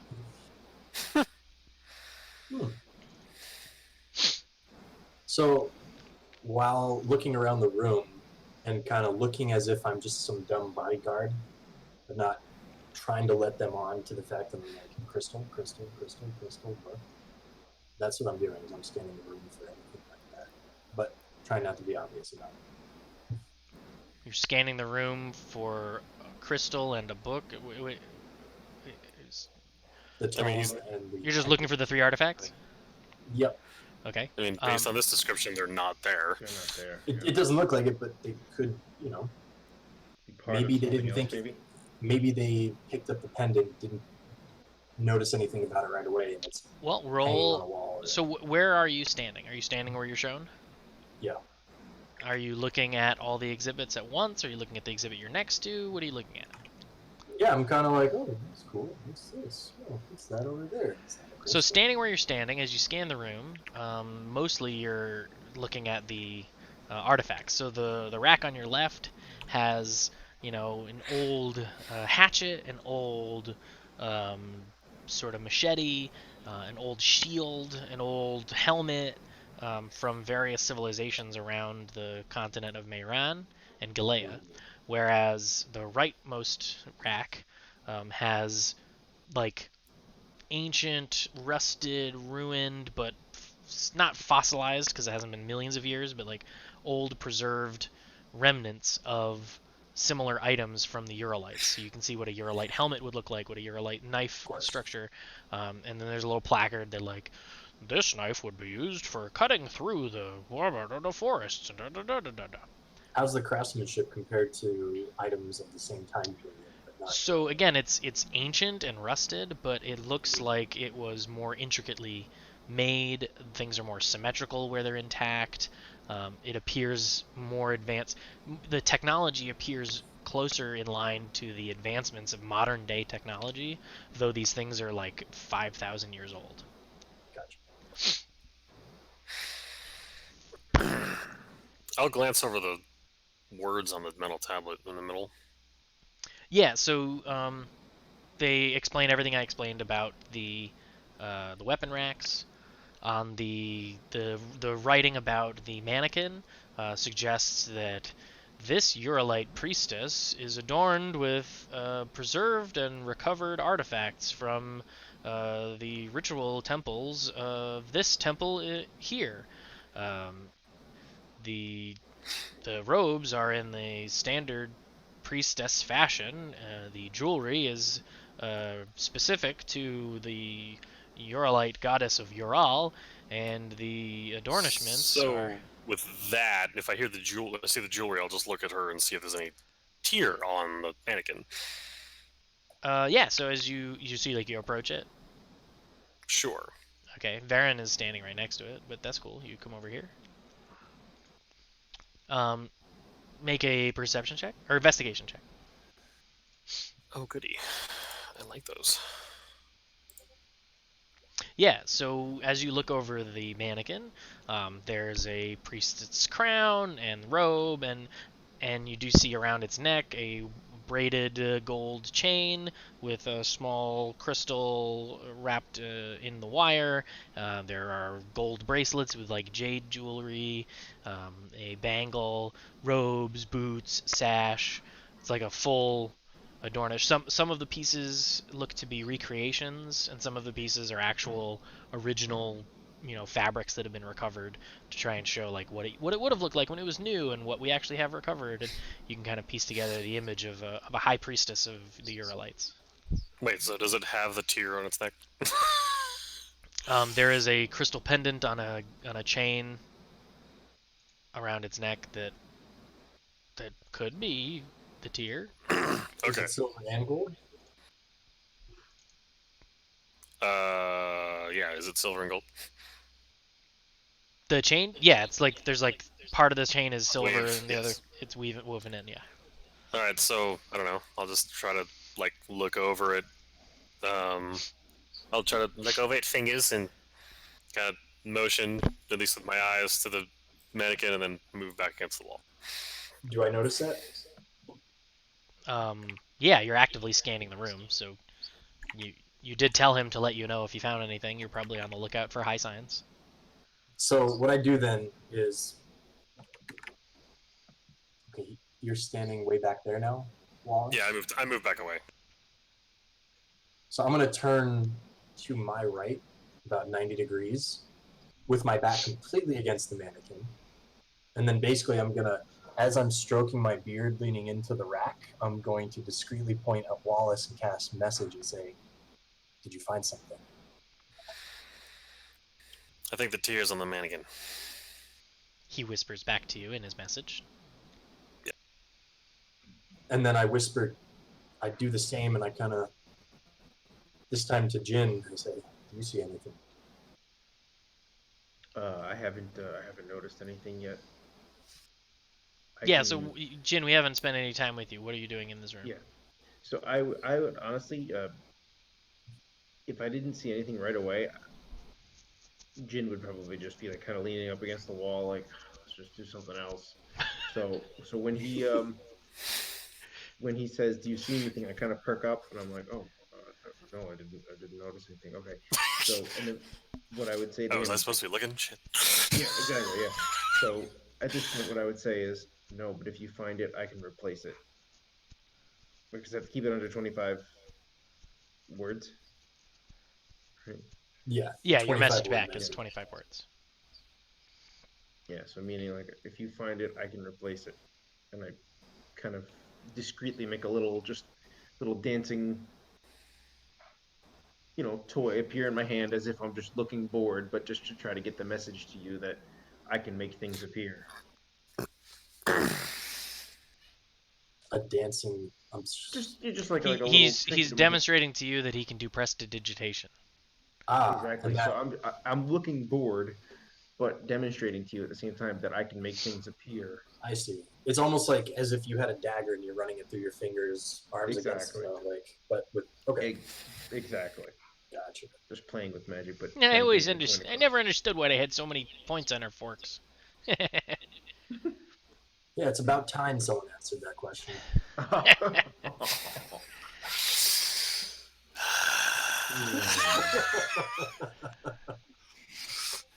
Can you lose inspiration for? I already used it. It's true, he did. Oh, did you? Yeah. I was. Damn. Well, at this point, I'm not going to make any moves for the tier, not with so many people watching us. We'll just say out loud, wow, some of these artifacts seem ancient. Mortimer looks at you like, they all are. Mm. And it goes back Hundreds, to, no, thousands of years, right? It has to be. yes, approximately 5 or so. 5,000 years, goodness. Yes. I don't know if the message spell is still in my head, but I try to mentally send a thought to send a thought to figures like we're supposed to know this already. Stop it. Or at the very least, just like give him a look. Well, we know how old it is. It's more just like this is the like, wow, gets me every time kind of thing. Yes, it is always very. I mean, and Mortimer does obliviate. He's just so like a kid in a candy shop. Every time he looks at these clay bowls and plates, and how well preserved they are, and how intricately the pottery is, given the fact that the pottery wheel wasn't invented until 2,000 years later. He's just like, I don't know. It's just incredible. I'm gonna pull out a crispy spider leg and munch on it while they're looking around. Okay. Varen moves back over to the mannequin. Was there anything special to the way that Farvo opened the door? Who? I'm sorry. Rolfo? Farvo? Yeah, sorry, Farvo. Oh, Farvo the big from wooden Super door? Troopers? No, he Yeah. just had like a latch, and he just unlatched it and opened it. It wasn't locked. Okay. He didn't have a key or anything like Got that. Okay. Farvo's number one. What? No. Move my token. Roll 20. So at this point, are they just looking around and like it's Yeah, Their it's first time it's here. like you're at an art museum and they're if they had cameras they'd be taking pictures, but they don't. So And so this is our party that we're escorting. It is their first time here, correct? correct, except maybe Mortimer. He just seems like I come and sketch the David every time I'm in Florence, like kind of a guy. All right. But the students have never been here before, and Varen's never been here before. Hmm. Okay.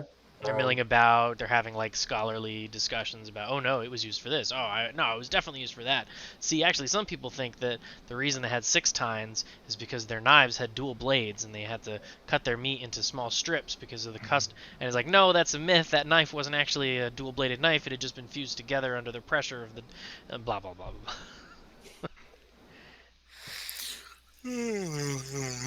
Yeah. Yeah, Rolfo also gets kind of bored and he moves out to here. And he starts making small talk with you. Hey, it's neat. I think it's cool that stuff's that old, but I mean, 2 weeks to look at some dining is set? he I don't get it. is he the only one with a torch too? The brazier's lit. The brazier's lit, yeah. Oh, okay. The brazier? Or brazier. Hang on. Let me get a brazier out for you. 1 second. Oh, come on. Is it a token for a brazier? Come on now. That's actually the next crossbow I have is going to use a brazier to launch bolts. You shoot 2 projectiles at once. Hang on. Dynamic lighting. Words are hard. It almost pales in comparison to forgetting the word scholar for 3 hours. That should be the title of this episode. Wait for Jim to remember a word for the entire stream. Don't be a jerk to your DM if you wanna live. TPK coming up next. Somehow you find yourself in another puddle of As mud. you lean against the stone wall, the entire ceiling collapses upon you. And Wallace, to apropos of his name, There you go. becomes part of the wall. I added a brazier. I see what you did there, Mike. Brazier in there now. At the end of Braveheart, they weren't shouting Wallace; they were shouting "Wall us." The brazier works. Everybody can see. Yes, Very thank you. good. You're welcome. Nice. All right. Well, I'm just waiting for the kids to move on to the next room because there's nothing interesting about this one. Nothing at all. Yeah, after about an hour or so of them taking down notes and writing little sketches and pontificating and blah blah blah blah blah.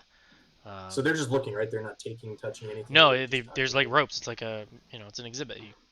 It's like a museum. The Mortimer and his crew exit, and Varen exit, and you hear Rolfo say, "That's it. That's all. You guys are all set." And Mortimer's like, "Yes, this was just marvelous. I can't believe these artifacts are so well preserved. It's just wonderful." And Rolfo says, "All right then, let's make our way back out. I guess we got a long trek back home." Legan, are you There's still in the 2 room? other doors, right? Hmm? There's 2 other doors to this room. To what room? The room you're in? Yeah. There's this door here, and there's the entrance into the room, and then there's this door here. Okay.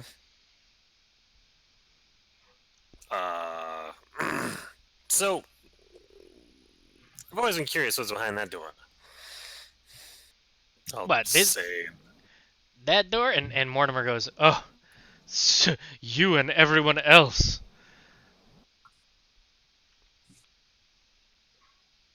Go on.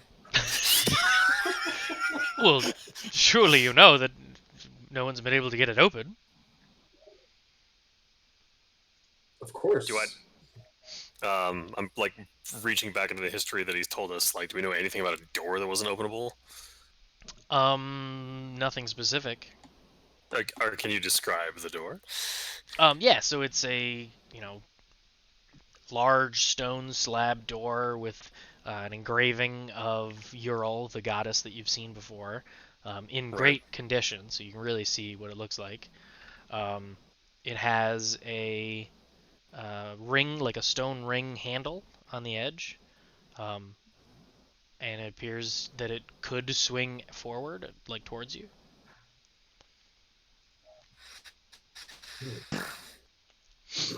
So, Moima, you don't think it'd be worthwhile for the junior students here to take a crack at this just for their own educations? Well, I suppose that could be a fun little experiment. All right, see if you can get the door open. At which point, Uh, the scholars all like take turns, saying what words that they know in Ural, and putting their hands on the door. They're all trying to pull the ring, and it doesn't budge, and no one seems to. They're having a laugh about it. It's like a joke. Like clearly, like if while this is centuries happening, looking over to Thingus and like looking back in the room. if centuries of scholars couldn't get it open, you know, So are there dance engravings? Is that what you're saying? On the on the what? around No, the it's- door, you said it's No, there's No, just it's an just a picture of engraving the of the goddess. picture of Ural. of the goddess herself. Yeah, the door itself is embossed Okay. and engraved in a picture of the goddess. The same position and statue, like the same visage that you saw in other temples. Gotcha. All right. Well, then I perk up to what Wallace was just saying. That he only half finished the thought. Well, I mean, you're like, there's nobody else in the room right now. Like, Thingus. Is anyone paying attention to me? No, he's created a great diversion of getting students to try and open the door, Jeff. And I'll stand in the doorway. I'm looking to make sure, like, before I come out of the room, like, is anyone like saying, "Hey, wait a second, the bard hasn't joined us." No, Mike has been very successful. Okay. And I'm gonna stand right here in the doorway. Sure. I'm going to cast silence, just in case there's some kind of alarm. I'm going to cast it in the very center of the room on the brazier, I guess. And then I'm going to walk up and attempt to sleight of hand, not like obviously grab it, but like kind of like stand behind, and then with one hand behind my back, like, this very interesting room, while I'm trying to take the pendant off with silence cast. So you're not looking at what you're doing, you're just reaching behind you and like fiddling for a pendant on a mannequin? Well, it's like you see where it is, and then yes, and then Okay. with silence cast, Sleight- I'm Sleight of hand. DC 16. and if at any point it's not like a smooth operation, I'm gonna back. I'm not gonna be like, Sleight of I'm hand not DC 16. You made your bed. gonna- God, fuck. Well, that couldn't have gone worse.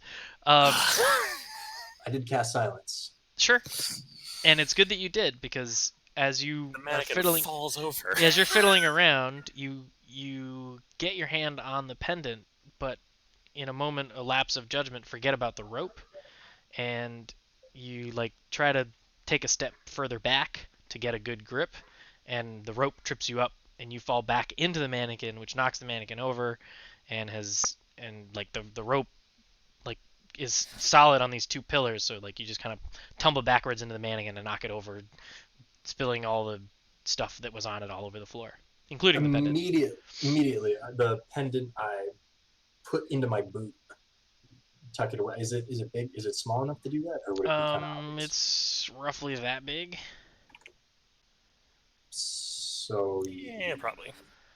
ish. It could be in like the calf part of your boot, but I wouldn't put it under your foot. No, yeah, of course. Yeah. The calf part of my boot. All right, that's fine. And then at warp speed, putting everything back where it was. Make a wisdom save to see if you remember how it looked.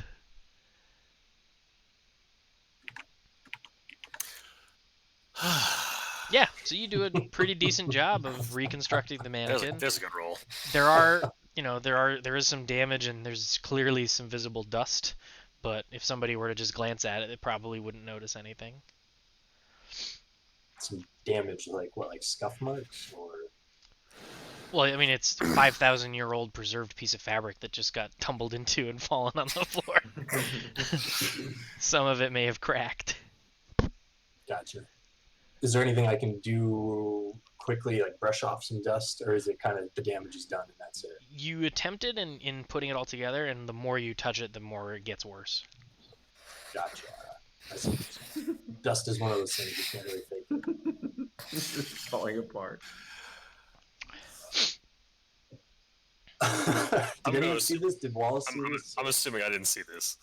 No, 'Cause I'm the only one who busy might have trying to, seen it would have been Jin, but he had his back to you. I had my back to. Oh, he was watch kind that for other of people. screening the Yeah. whole thing. Yeah, I wasn't watching. I was just making sure If nobody you else hadn't did. cast silence, It's like we're a team or something. if you hadn't cast silence, that would have been terrible. So that was a good call. It's like a self-fulfilling prophecy. Yeah. I'm genuinely curious. Like, is there anything that I can think of? There's nothing that I can think of that. I mean, I think I asked this already. But there's nothing I can think of that would help me like figure out how to open this door. I don't Like know, that was Mike. explained to. Is there? Well, okay. So can I like something that Frosty told me, like Earl Albanivo. Like, could I try to history this? Maybe he told me something that maybe the Academy doesn't know that like gives some hint as to how to like that give me some idea of the symbol of like it's a picture of the goddess, right? So Yeah, it's the is there anything on the goddess standard. herself? It's the standard depiction of the goddess with the lion, like you saw before, and the horned helmet and the eagle, like you saw, like the same engraving you saw on the tomb of that priest in the other temple. The statue that was in that shape of it was all worn away. It's that seems to be like how you depict Yoral is in this position with her animals. That's like, it's not like a different. It's not like, Jesus like this versus Jesus like this versus Jesus like this. It's it's the one image that they use to represent Ural. Who was it? Me? Who did the dances when we were at the previous place? I did the one that didn't really matter. Who got did us? do the dance? I think it was you. Was it me? I think it was. Was it Sparkles or was it Wallace? Was it me that did the one that? If that memory actually opened the door? serves, Jeff I wanna say cast it the was Lebanon. prestidigitation to reproduce it, so that Mike could do the dance to get in when the statue slid away, and then it was either Jeff or Mike or Jeff or Jin who did the red herring dance in the actual ruins themselves. Right. Okay. So all right.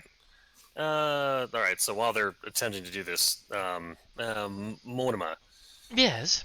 you've I believe one of the times I came to this place, one of the professors mentioned a dance. Is that accurate? That the I'm Erlons- sure they Erlons- mentioned a dance. It's well known that the Orlites have a number of prayer dances that they used for different rituals. Do you think do the students know them? They may know some of them. Students? I'm certain that they would be willing to demonstrate this in front of the door to see if maybe that would get it to open. Yeah, that'd be a laugh, right? Well, what do you know, students? You certainly give that a try. And they're like, okay, and they start doing all kinds of wacky maneuvers. This one's like crouching into a ball, and this one's doing a dab, and this one's doing the Tanuk dance, and doing all kinds of stuff. But none of them line up with the one that we did. Roll a wisdom check. Just straight wisdom. Oh, excuse me. Roll an advantage history check.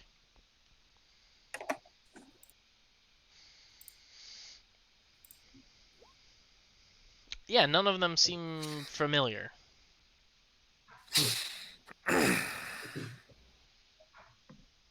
So they do it. So okay, I'll look. So Mortimer, did they do it right? Did they do one of the? That looks. I don't know what that was. Well, that over there is the dance of animal companionship, and that's the dance of feast or famine, and then this is a jester's dance, and yeah, they seem right to me. But there's a. I mean, would this remind me? This temple was to What's the goddess herself Well, specifically? it's difficult to say precisely what the temple was used for. Certainly some manner of religious ritual and perhaps burial. If we could get through, we might be able to know more about it. And do we know which dance we did? No, it was never given a name. You just reproduced Okay. the glyphs that you saw. Okay. All right.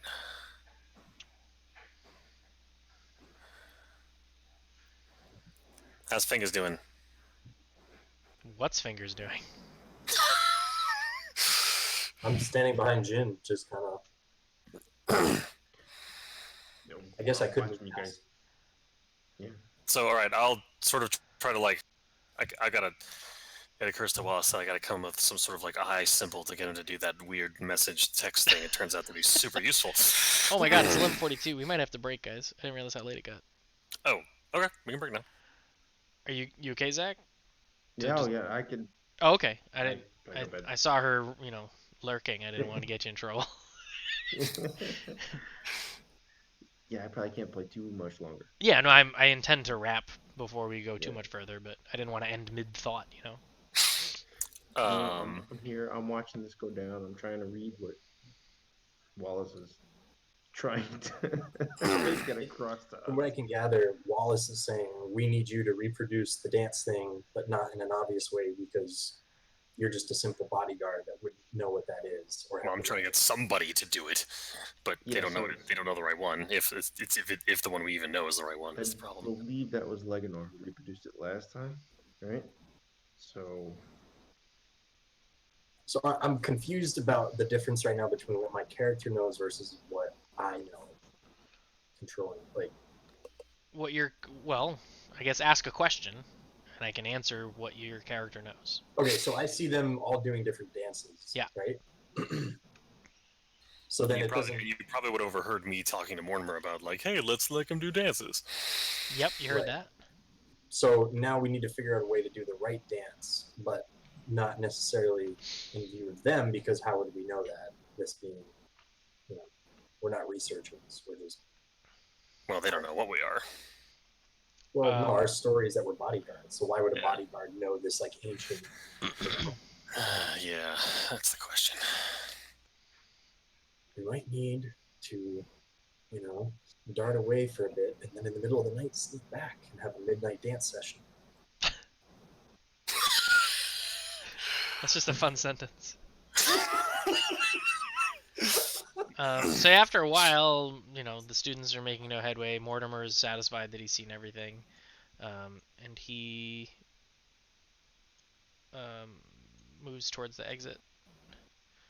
Varen follows behind him.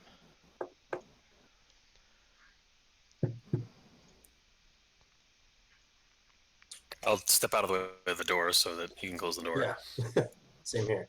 Farah, Swift, and Callus come into the room, and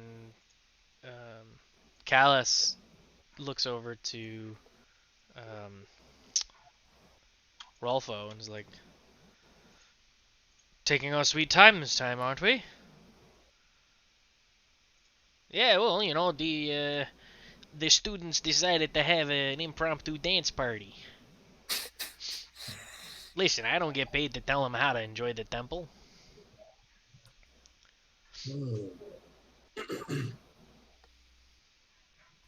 And Mortar's like, "Oh yes, it was quite entertaining.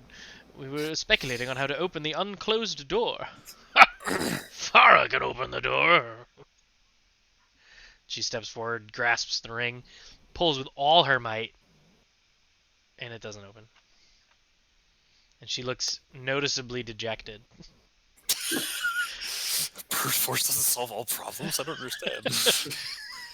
Her sister leans against the now closed door with Swift, chuckling quietly to herself.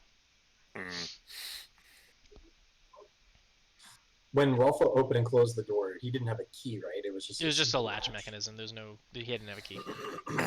Have we dallied too long? Have we dallied too long, or do we need to actually make camp here? Well, I guess I should take a look outside. And Rolfo exits. I know it's dark.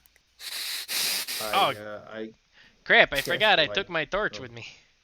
no, it's okay. I got this. I cast light on one of the small rocks that I took with me. Okay. What light does that emit? Oh, I will cast it for you then. 20, 20 feet bright, 40 feet. Yeah. Yep, dim 20 light and for 20? an additional 20. Yeah. Okay, dynamic lighting, token emits bright light of 20 feet and dim light of 20 feet.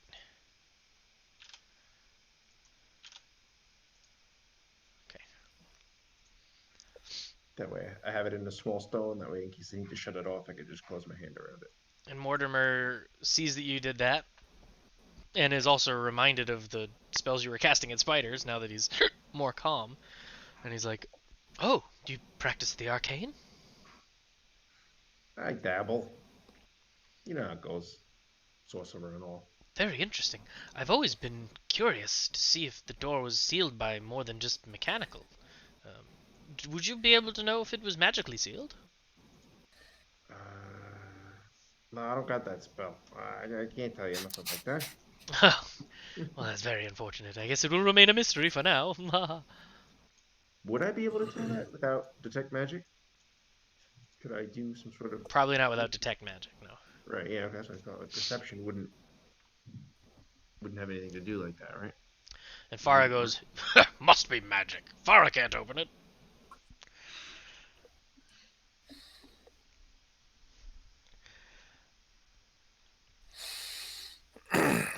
So yeah, I think we're all How just. does it look outside? Oh yeah, so Ruffalo does go out. He comes back in. He goes, "Well, I hope you're all happy. You've dallied so long, as Wallace put it, that we're gonna have to break here for the evening. Hmm. Which sucks. I hate sleeping in this damn swamp more than I have to." Well, at the very least, we can make use of the solid ground, right? Oh, for sure. No one's gonna be coming around. We can certainly just sleep in the foyer here. Use the brazier for warmth. Brazier. Why can't? Does he see me go like that? Did you go like that? He did. I'm sure.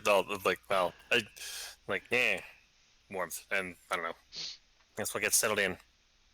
Yeah, I mean, there's plenty of room you can spread out between here and the exhibit room, I suppose. Okay. It's not the I think first that's time I've had the scholars take too long. And call it. Yeah, we'll call it. So we're Okay. gonna spend the night here, and we'll pick it up next session. I feel like I might have an urge to dance on the midwatch. Just saying. I pull out my ocarina while he's doing it. So yeah, that's it. We'll say goodbye to the internet for the one person who commented during the entire stream. Good So night, long person everybody. who's clearly not here anymore. Enjoy the Someone rest. actually came along. Wow. Yeah,